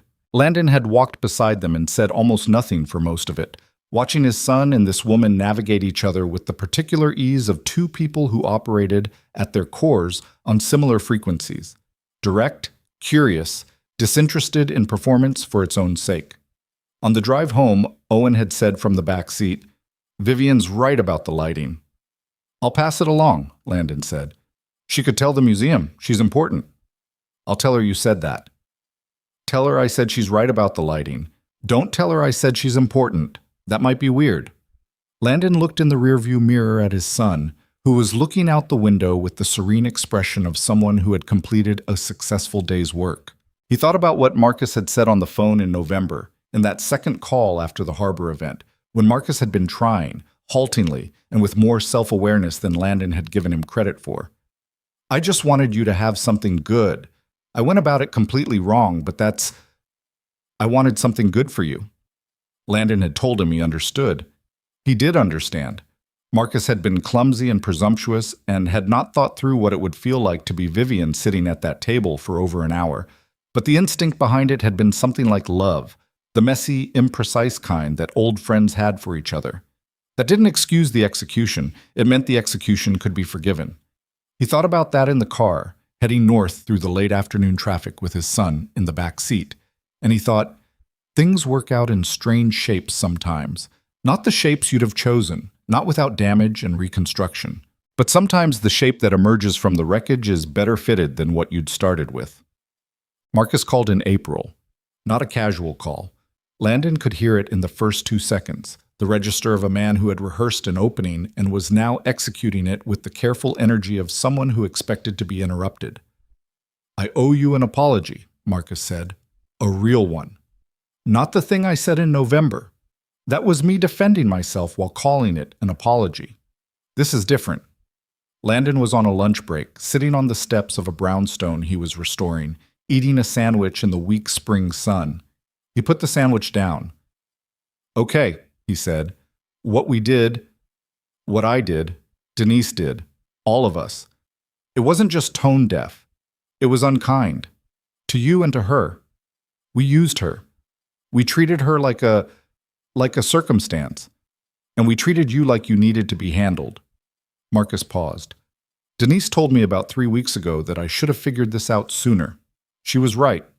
She's usually right, and I sometimes take a while." Yeah, Landon said. I miss you, man. I miss. You've been scarce since October. I get why. I just. Marcus stopped. I'd like to buy you a beer and not have an agenda about it. Landon looked at the street. A woman walked by with a stroller, talking on her phone, navigating both with the practiced ease of someone who'd been doing both simultaneously for a while. He thought about what Owen had said at the Natural History Museum. The good part is in the back, about Arctic terns, about how the most remarkable thing they did, the migration, the distance, was just a consequence of how they were built, not something they had decided to be remarkable about. Yeah, he said. Beer's fine. Yeah? Yeah. Wednesday. The place on Clement, not Alderton's. God, no. Never Alderton's. And Marcus. Yeah. Call Denise in on the apology. She was part of it. A pause. I already did, he said quietly. She's the one who told me to call you. Landon picked up his sandwich. Wednesday, he said, and hung up. He sat on the steps for another few minutes, finishing his lunch, and the city went about its business around him.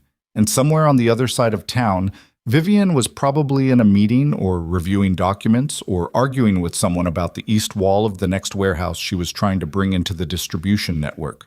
She'd mentioned it last week. A space in the northwest quarter, complicated lease situation.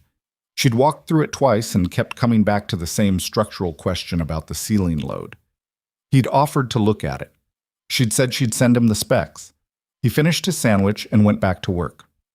The apology dinner, which was how Landon thought of the Wednesday beer, even though it expanded eventually to include food and ran until 10:30, was awkward for the first 40 minutes in the specific way that things are awkward when people are working through real remorse rather than performing it. Denise cried a little, briefly, and then collected herself and said she didn't want the apology to be about her feelings about apologizing, which made Landon respect her considerably more than he had at Alderton's. I knew she wasn't okay that night, Denise said. I could see it from the beginning. I should have done something earlier, and I didn't because I'd put so much into setting it up, and I didn't want... She stopped. I didn't want to have been wrong, so I kept going. That's honest, Landon said. It's not a flattering thing to be honest about. No, but it's accurate, so it counts. Marcus looked at him. Is she... Are you two? Yes, Landon said. A pause. Marcus looked at his beer. I'm glad, he said, and he meant it. Landon could hear that he meant it, the simple, uncomplicated version of it with no agenda attached. I'm glad it ended up somewhere real. Me too, Landon said. Denise asked if she could meet Vivian sometime, not as a reparation, she clarified immediately, but because she seemed like a person Denise would respect, and she recognized that was her own interest and not a claim she had any right to. Landon said he'd ask. He thought Vivian would probably say yes, eventually. She had a capacity for people who were honest about having been wrong that was larger than her capacity for people who were smoothly right, and Denise, fumbling and genuine across the table, was exactly the kind of mess Vivian found more trustworthy than polish. He told Vivian about it that night on the phone, lying in his bed instead of on the couch, his neck considerably improved. She cried, Vivian said. A little. And you believed her. I did. A pause. I would need to think about that, she said. Not refusing, just honest. I know, take your time. It's not... She paused again. It's not about Denise specifically. I don't have strong feelings about Denise. It's about being in a room with people who arranged that night and knowing that they're looking at me and recalculating. I've had a lot of recalculations in my life. People who didn't think I was worth the bother and then changed their minds when the balance sheet looked right. This isn't that. I know. I believe you. A quiet pause. I just need a minute with it. He didn't push. That was the thing he'd learned, slowly and with effort, across the past several months. Not everything needed a response. Not every pause needed filling. Not every disclosed fear required a reassurance that might be well-meant, but was ultimately about the listener's discomfort rather than the speaker's need. Sometimes you just let the person sit with it. Okay, he said. She was quiet for a moment, and he listened to the particular quality of that quiet, which was different from the guarded silences she'd had early on. Those had been silences of managed exposure, of a person deciding how much to reveal. This was just a person thinking, someone comfortable enough in the space between words to be in it without a plan. "How's the Northwest warehouse ceiling situation?" she asked eventually. "You sent me specs on a building I haven't seen. I can give you preliminary thoughts, but I'd want to walk it." "I can arrange that." "I know you can." "Saturday? Owen has soccer." "Sunday?" "Sunday works." "I'll text you the address." She did, and they hung up, and the apartment was quiet, and spring had arrived outside in the tentative way spring arrived in this city, uncertain, provisional, reversing itself some mornings before recommitting by afternoon. Through Owen's door he could see the light under it, which meant Owen was reading past his bedtime, a habit that Landon had attempted to enforce until he understood that reading past bedtime was so much a part of his son's character that suppressing it was approximately as useful as trying to suppress the weather. He knocked. "It's late," he said through the door. "5 more minutes," Owen said. "That's what you said 20 minutes ago." A brief silence. "The chapter ends in 5 minutes." "How do you know when the chapter ends?" "I can see how many pages are left." Landon leaned against the doorframe. "What are you reading?" "A book about migration patterns." A pause. "Vivian sent it." He stood up straighter. "When did Vivian send you a book?" "Last week. She found it at a bookstore and thought I'd want it. She texted you to tell you it was coming. You said, okay." Landon thought back. He vaguely remembered a text exchange about a package. He'd said okay without registering what the package was. "Is it good?" he asked. "It's extremely good," Owen said, with the conviction he reserved for things that had genuinely met his standards. "The chapter about the bar-tailed godwit is very upsetting, but in an important way." Landon stood in the hallway for a moment. 5 minutes, he said. "Thank you." He went back to the kitchen and sent Vivian a text.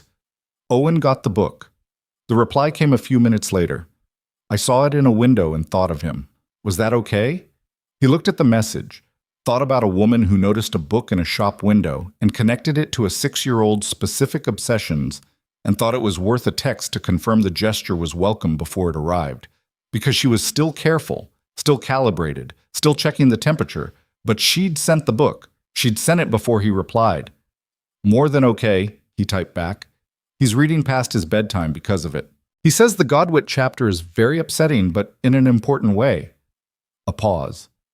Then, "That's a perfect description of that chapter. He's going to want to discuss it. I'll be ready." He set the phone down and looked at his kitchen, the slightly too small table with Owen's homework stacked on one corner, the refrigerator with its collection of drawings and a school calendar, and a small photo Owen had put up himself at some point of the two of them at Cassie's house last summer, and a newer photo that Landon hadn't put there, that Owen must have printed from somewhere, of the three of them at the Natural History Museum, slightly blurry because Owen had asked a stranger to take it, and the stranger had not fully understood the framing, but all three of them in it, caught in the middle of something, not posed. He stood in his kitchen and looked at his refrigerator, 3 of them. Owen had put it up himself, without announcement, without asking, had just decided it belonged there alongside the other things that constituted the documentary evidence of their life. That was how his son processed meaning, not through declaration but through arrangement, through what he chose to keep and where he chose to put it. Landon looked at the photo for a long time. Spring broke open in May, the way it occasionally did in this city, decisively and all at once.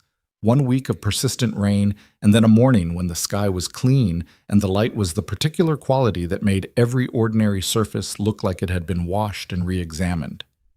Vivian's Northwest warehouse had passed Landon's structural assessment with some recommended reinforcement on the north wall, a process that had taken 2 site visits and a conversation with an engineer she'd brought in from her building operations team, a man named Frank, who was 60-something and taciturn, and who had looked at Landon's notes with the careful attention of a professional reviewing another professional's work, and then said, "This is right." in a tone that suggested he did not say that often. Vivian had given Landon a look across the warehouse floor that communicated something it would have taken 6 sentences to say. The apprenticeship program graduated its first cohort in May. 11 people in a rented hall, families in the seats. Certificates that Vivian had fought her board to make substantively meaningful rather than ceremonially empty. The woman who'd been out of the workforce for 6 years gave a short speech that reduced 2 members of the board to visible silence. The 22-year-old who'd cycled through dead-end jobs had accepted a logistics coordinator position with a mid-sized distribution company in the city. The man who'd been laid off from the plant closure shook Vivian's hand at the reception afterward and said, very quietly, "I didn't think I was going to be okay." And Vivian had nodded and said, "I know." And that had been the whole conversation, which was exactly right. Landon was there. He'd come because Vivian had asked simply, "Will you be there?"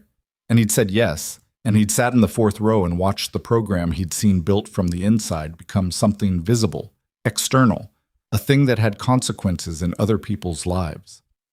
On the way out, she'd found his arm in the crowd. It was brief, a touch, a contact, not a gesture for anyone else, just the specific gravity of 2 people who had been through something together and needed no announcement about it. Owen had not been there, school night, tests the following morning. But he'd asked for a report, which Landon had provided at breakfast the next day. Owen had listened with his usual serious attention and then said, 11 people, as if he were placing the number in some internal accounting. 11, Landon confirmed. How many in the next one? I think she's planning for 15. Owen had nodded, satisfied, and gone back to his cereal. Cool. The months that followed didn't move in the dramatic pulses that the winter and spring had. No crises, no convergences. They moved the way good months move when the foundation has been built and the building is underway, with ordinary effort, small accumulations, the unremarkable and sustaining texture of people figuring out how to fit inside each other's lives. Vivian came to Owen's end-of-year soccer game, which Owen's team lost by 2 goals, but which Owen himself considered a qualified success because he'd made an accurate long pass in the second half that he'd been working on for 6 weeks. She watched from the sideline with the full attention she gave to things that mattered, and when Owen came over after the final whistle, she told him the pass was good and did not mention the score, which was exactly correct and which Owen registered. "You watched the whole thing," he said. "I watched the whole thing. Some parents leave at halftime when we're losing." "I'm not some parents," she said. Owen had looked at her for a moment, the evaluating look he used on books and migration data and important proposals. Then he'd nodded once, the same nod he'd given the apprenticeship number that morning, and gone off to talk to his teammates. Landon had been standing close enough to see all of it. He hadn't said anything. There was nothing to say. The hard conversation, the one about what they were building and how, came in late June, on a Sunday evening when Owen was at Cassie's, and the apartment had the rare open quality it had when only one person occupied it. Vivian had come over for dinner, which she'd taken to doing occasionally, and they'd eaten at the kitchen table and she'd looked at the refrigerator photo without commenting on it. And afterwards they sat on the couch, and it was quiet in the easy way quiet had gotten between them. And then she said, "I need to tell you something about my life that I haven't been sure how to say." He set his coffee down. "Okay. It's not a crisis. It's just something true." She had her hands around her coffee cup, both of them, the old gesture he'd learned in Polly's diner and which still appeared when she was working through something. "My company takes a significant amount of my time. That's not going to change.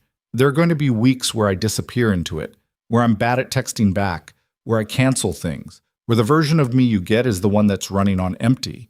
And I've been with people who took that personally, who made it about them. And I can't do that again. I can't be in something where I'm constantly apologizing for working." He listened to all of it. "I know," he said. "You know now. But in 6 months when Vivian," he turned on the couch to face her.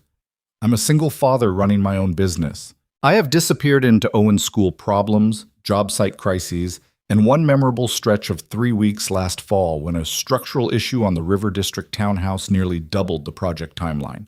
I am not going to take your work personally." She looked at him, And if something's bothering me, he said, I will tell you directly. I will not do the thing where I say it's fine when it isn't and then resent you for not reading my mind. She paused. That's a very specific thing to say. It's a specific problem I've had before. I'm working on it. A pause. She looked at the coffee cup. I can't promise I won't disappear sometimes. I'm not asking you to. I can promise I'll come back. That's enough, he said. That's more than enough. She looked at him, and the look was the direct kind, the real one. No scanning, no calibration. Just her. Just the particular, complicated, specific person she was, sitting in his apartment on a Sunday evening having a real conversation about a real life. Okay, she said. Okay, he said.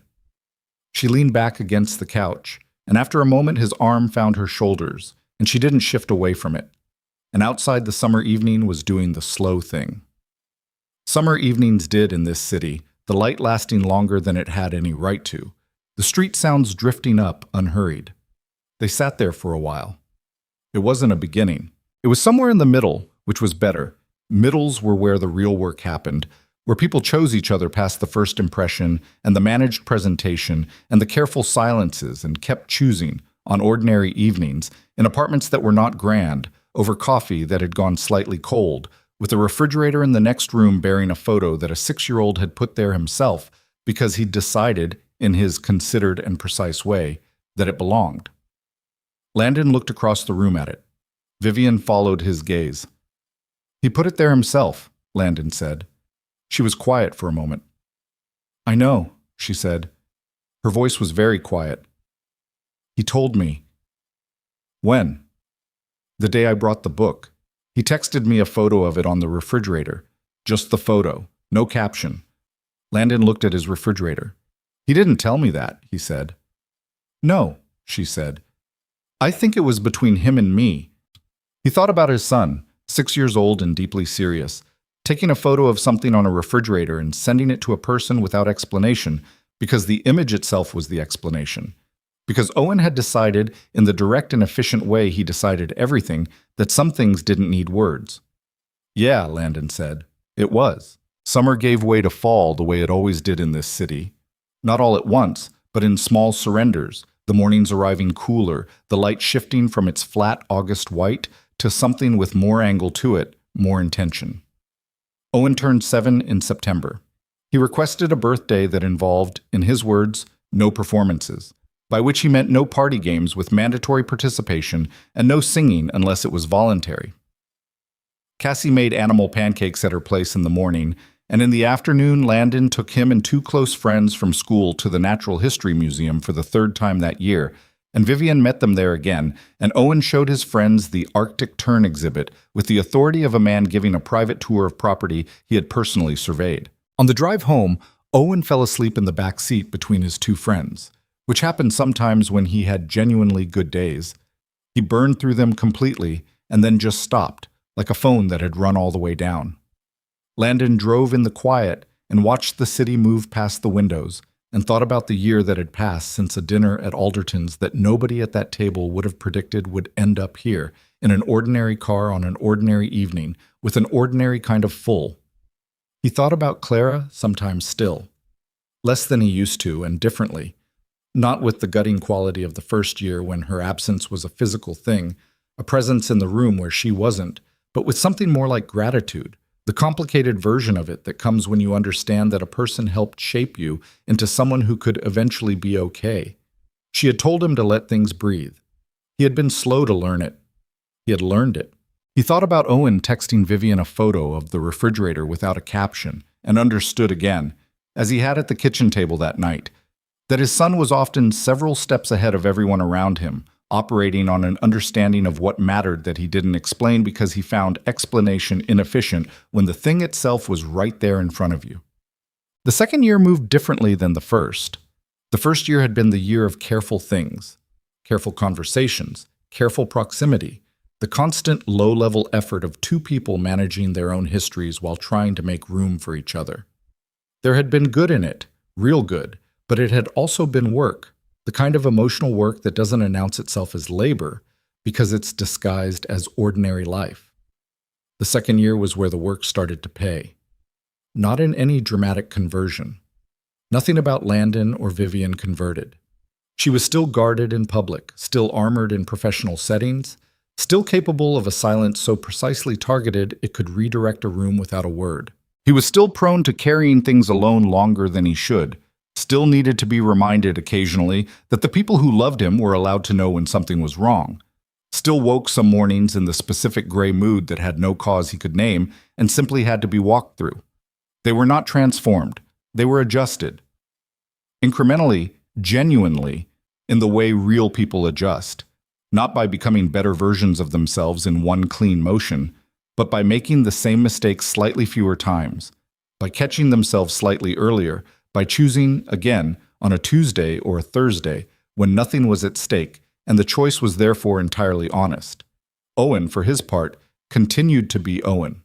He progressed through second grade with the relentless competence he applied to everything he found worthy of his attention, which was most things. He added a section on monarch butterfly migration to his notebook. He had a 3-week conflict with a classmate named Deshawn over a disputed soccer call that resolved itself when they discovered a shared and passionate hatred of a particular type of homework and united against it. He attended every warehouse morning without being asked, now with established territory at Station 2, and a working relationship with Darnell that involved a private handshake they had developed without adult input, and which neither of them had explained to anyone. Vivian had quietly become the person Landon called when something was off. Not always, not for everything, but for the specific category of things he used to carry to silence because he didn't know where else to put them. She did the same with him, not dramatically.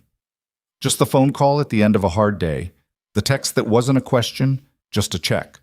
The presence that didn't demand anything except itself. That was Landon had come to believe the real thing, not the big gestures.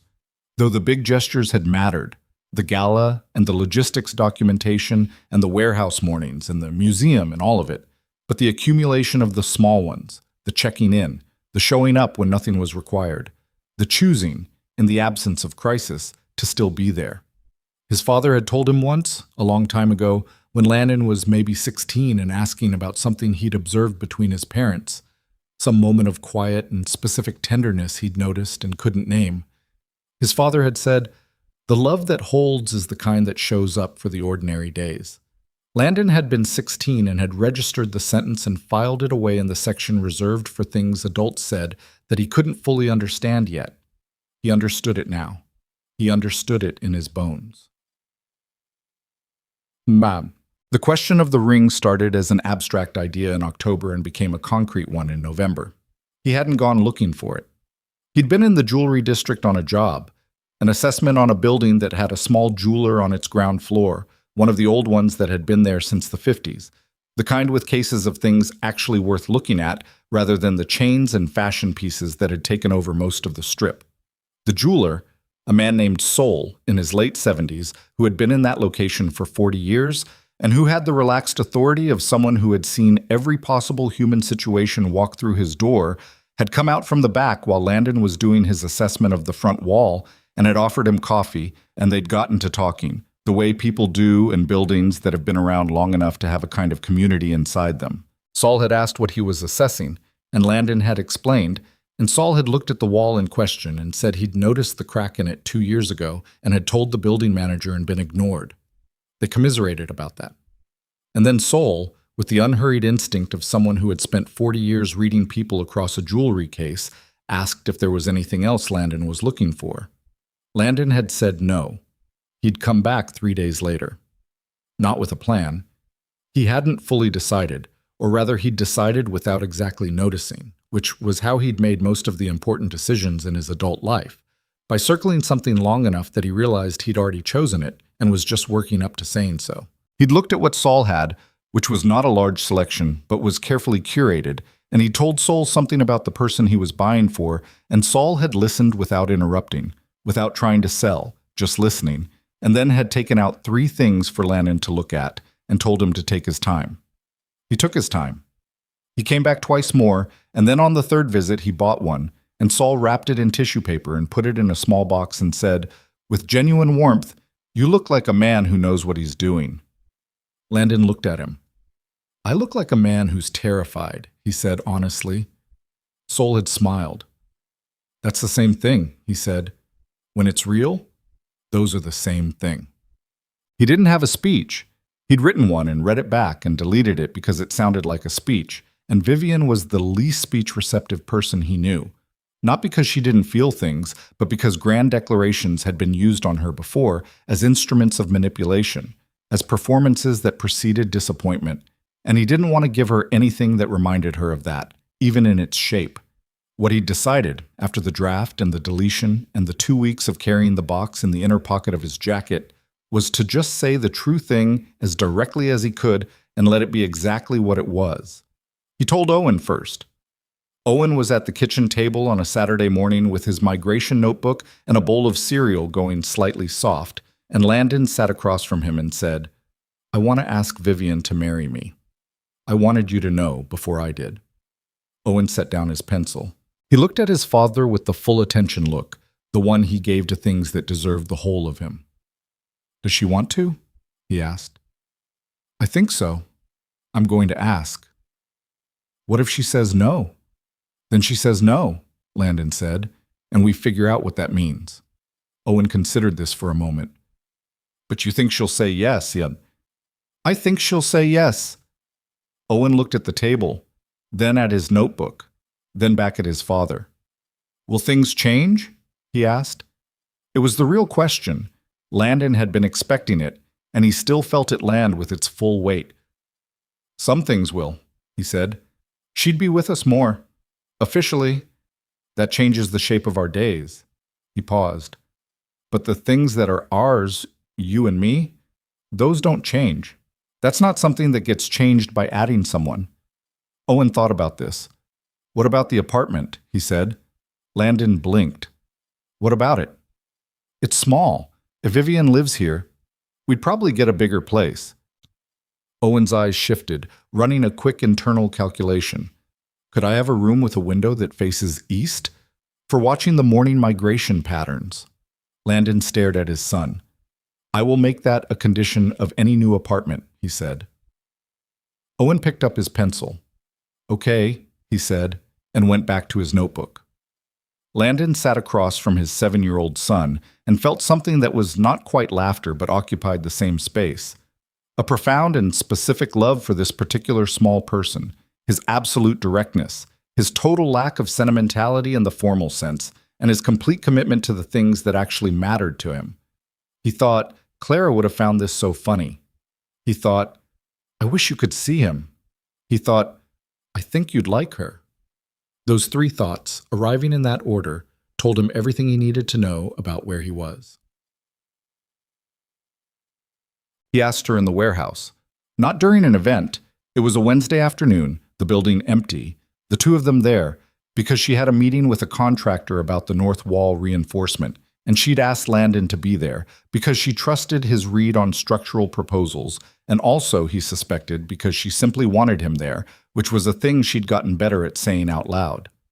The meeting ran 45 minutes. The contractor left. The warehouse was quiet and cold in the November afternoon way, their breath faint in the air, the light coming in flat through the north windows, which were good windows. She was looking at a section of the reinforced wall, making a note on her phone, and he was standing a few feet away watching her do it, and he thought, here. Not because it was romantic in the conventional sense. It wasn't. It was a cold warehouse with excellent logistics on a Wednesday afternoon. But because it was true. Because this was where they had built something. Because this was where Owen had demanded a tape gun and been given one and set the pace at Station 2. Because this was where Darnell had fixed the pallet, Jack and posted the note that had made Landon laugh alone in a hardware store parking lot and understand what was happening to him.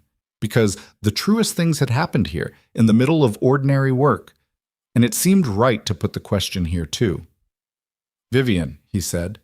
She didn't look up from her phone. The contractor's proposal has a 6-week timeline, which I think is... Vivian. Something in his voice made her look up. He had the box out, just in his hand, not opened, just there, and he was looking at her, and whatever his face was doing in that moment he couldn't have described from the inside, but he watched her read it and go still in that way she had, The particular complete stillness that meant she was processing something at full capacity. "I'm not going to give you a speech," he said. "You'd hate a speech." "I would," she said. Her voice was very careful. "I'm going to say the thing, and it's simple, and it's true. And I need you to know that I'm asking because of who you are when nobody's watching, and because of what you've been to Owen, and because the past 2 years have been the most. I've been more myself in the past 2 years than I have since I was 25, and I think that's because of you, and I don't want to stop." She was very still. "I'm asking you to marry me," he said. "Not because your life needs anything I have to offer, not to save anything or fix anything, because I want to be next to you for the rest of my life. That's the whole reason." He opened the box. Soul's choice, which had turned out to be the right one. A ring that wasn't showy, wasn't performing, was just a beautiful and precise thing that looked like it belonged on the hand of someone who valued function and meaning over display. Vivian looked at it. She looked at him. She had the look she sometimes got when something arrived that was larger than what she'd prepared for. Not overwhelmed, just slightly behind herself, needing a moment to catch up. "That's not a speech?" she said. "No," he said. "Landon, that was a speech. It was a very short speech. It was—" She stopped. And the thing that had been threatening to happen since he'd said her name finally did. Her composure, that careful maintained thing, came apart at the edges. Not catastrophically, not in a flood, just in the specific way it did when something had gotten through past the management layer, past the armor and the calibration and all the scar tissue she'd built up over years of being disappointed by people who wanted her for the wrong things. She made a sound that was almost a laugh and almost something else, and she pressed her fingers to her mouth briefly, and she looked at the ring and looked at him, and her eyes were full. "I told you I disappear sometimes," she said. "I know. I told you I'm bad at this." "You've been the best I've had," he said. "That's an objective assessment." She looked at him for another long moment, and he waited, the way he'd learned to wait, with his whole attention on her and no pressure behind it, just presence. "Yes," she said. He slid the ring onto her finger. Her hands were cold from the warehouse, both of them, which was the Vivian temperature. He knew that now, had learned it across 2 years of cold warehouse mornings and late-night phone calls, her hands always running cold and reaching for something warm to hold. He held on to them a moment after the ring was on. She looked at her hand. "Soul has good taste," she said quietly. Landon looked at her. "How did you?" "I walk past that building twice a week. I saw you coming out of his shop in November." A pause. 3 times. "You didn't say anything." "No." He looked at her. "You were waiting." I wanted you to get there," she said, "in your own time." A brief pause. "I would have waited longer." He thought about that. Vivian Sterling, who ran operations that moved hundreds of people across a city with precision and purpose, standing at a window or walking past a building and seeing a man come out of a jeweler's shop and choosing to say nothing, to give him the time he needed because she understood by now how he worked and trusted the process. He thought, that is love. That specific patience, that restraint in the service of someone else's pace. "I love you," he said. He'd said it before. They both had. In the way of people who don't make it ceremonial, who fold it into ordinary moments rather than marking it. But he said it now in the warehouse, in the cold, with his hands around hers, because it was the right moment in the right place, and she should hear it plainly.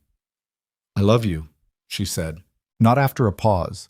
Immediately, the way she said things when she didn't have to decide to say them, when they were just true. They stood there in the Meridian warehouse on a Wednesday afternoon in November, and the north windows let in what light they could, and the building was theirs in the way buildings become yours when you've worked in them long enough, when they've held important things. Awesome. Owen found out that evening. They'd planned it this way. Landon picking Owen up from school, Vivian meeting them at the apartment, the 3 of them having the conversation together rather than in pieces. Owen had known it was coming. In the general sense, he had not known it had already happened. He came through the apartment door with his backpack and his soccer cleats hooked over one finger, talking before he'd fully entered about a boundary dispute during recess that he felt had been poorly resolved by the supervising teacher. and he stopped when he saw Vivian sitting at the kitchen table with his father. He looked at them. He looked at Vivian's hand. "Oh," he said. "She said yes," Landon said. Owen set his backpack down by the door, set his cleats down carefully, which was not his usual approach to the cleats. He walked to the kitchen table and sat in his chair, the chair he'd sat in for 2 years, doing homework while his father reviewed subcontractor bids, and later while the three of them had dinner and argued about Arctic terns and migration data. And he looked at Vivian with the full attention look. "Is it okay?" she asked him. Directly, not through Landon, which was the right instinct. Owen considered the question with the thoroughness it deserved. "Yes," he said. "You can say if it's not," she said. "I know. It is." He looked at the ring briefly. "It's a good ring." "Thank you. It's not showy." "No." "That's right for you," he said.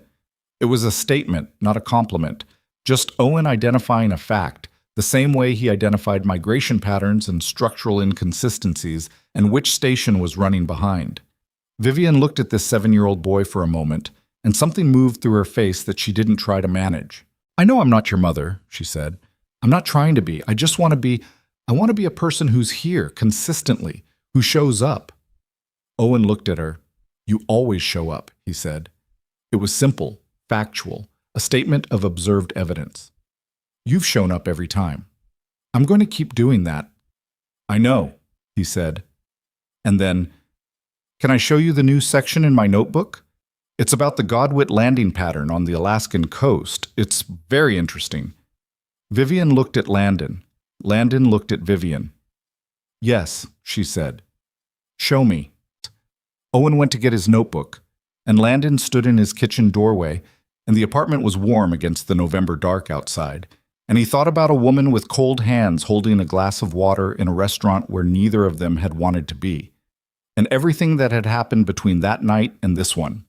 The diner, the warehouse, the gala, the museum, the refrigerator photo, Saul's shop, a cold afternoon, and a question asked in the right place at the right time. He thought about what it costs to stay open after you've been hurt. Not the dramatic kind of open, the performed vulnerability that people offer when they want to be seen being brave, but the quiet kind. The kind that just keeps showing up to the ordinary moments and choosing not to close, choosing again and again on Tuesdays and Thursdays and Wednesday afternoons in cold warehouses. He thought, most people never get this, not because they're wrong for it, but because the combination of timing and damage and circumstance, and two people willing to keep choosing is so specific, so particular, that it doesn't assemble itself casually. When it does assemble, you don't take it for granted. You understand what it survived to get here. Owen appeared with the notebook and Vivian moved her chair to make room, and they bent over it together at the kitchen table, and Landon made 3 cups of tea that nobody had asked for, which was one of the things he did when he needed to do something with his hands while something important was happening. And he set them on the table and sat down in his chair, the third one. And the 3 of them were at the table in the small kitchen in the apartment that was about to not be big enough, and Owen was explaining the Godwit landing pattern with his pencil as a pointer, and Vivian was asking a question that made Owen stop and reconsider something, and outside the city did what the city did, indifferent and continuous, and in here it was warm. They married in March. Not a large wedding. That had been the first thing they'd agreed on, with a speed that suggested both of them had been ready to agree on it before the conversation started. 40 people in a rented hall with good light and no foam on the food, because Vivian had opinions about foam on food that had been established early in their relationship and had not changed. Cassie cried from the second row and made no effort to stop. Marcus and Denise were there. Marcus in a suit that fit him better than the occasion required. Denise holding his arm with the sincerity of a woman who had worked to be in the room and knew it and was grateful for it. Suki and Darnell came together, which was new information that nobody commented on because some things didn't need commentary. Saul the jeweler had been invited because Landon had found, in the months since the purchase, that he genuinely liked the man, and the man had said, without making it sentimental, that he'd like to see how it turned out. Frank the engineer attended because Vivian had invited him, and he had said, in his characteristic brevity, "All right." He arrived, ate 2 plates of food, told Landon the north wall reinforcement had held through winter with no issues and left at 9:30. Owen served as the ring bearer, which he had agreed to with conditions. He would carry the rings, he would walk at his own pace, and he would not wear the ring pillow thing because he considered it an unnecessary affectation and preferred to carry them in a small wooden box that had belonged to Clara's father, which Cassie had brought, and which Landon had held in his hands for a long time before placing it in Owen's. Owen had understood what the box was without being told, the way he understood most important things, by paying attention, by taking the evidence seriously, by not looking away. He carried it with both hands and walked at his own pace, which was measured and deliberate, and he did not look at the guests, only at the path in front of him, and then at his father, and then at Vivian, and he placed the box in Landon's hands with the specific, careful dignity of someone transferring something that mattered. Vivian looked at Owen for a moment before the ceremony continued. She looked at him the way she'd looked at him in the warehouse on proposal day, with the thing she didn't try to manage, the real version of her face.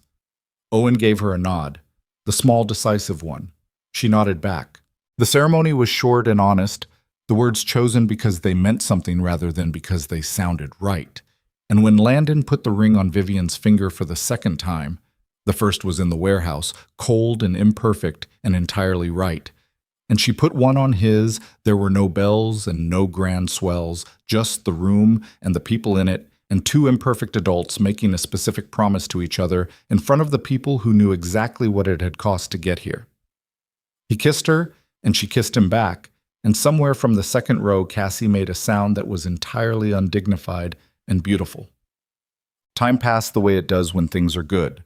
Not slowly, not with the grinding awareness of difficult time, but with the quick movement of life that is fully occupied, that has things in it, that doesn't have to be gotten through.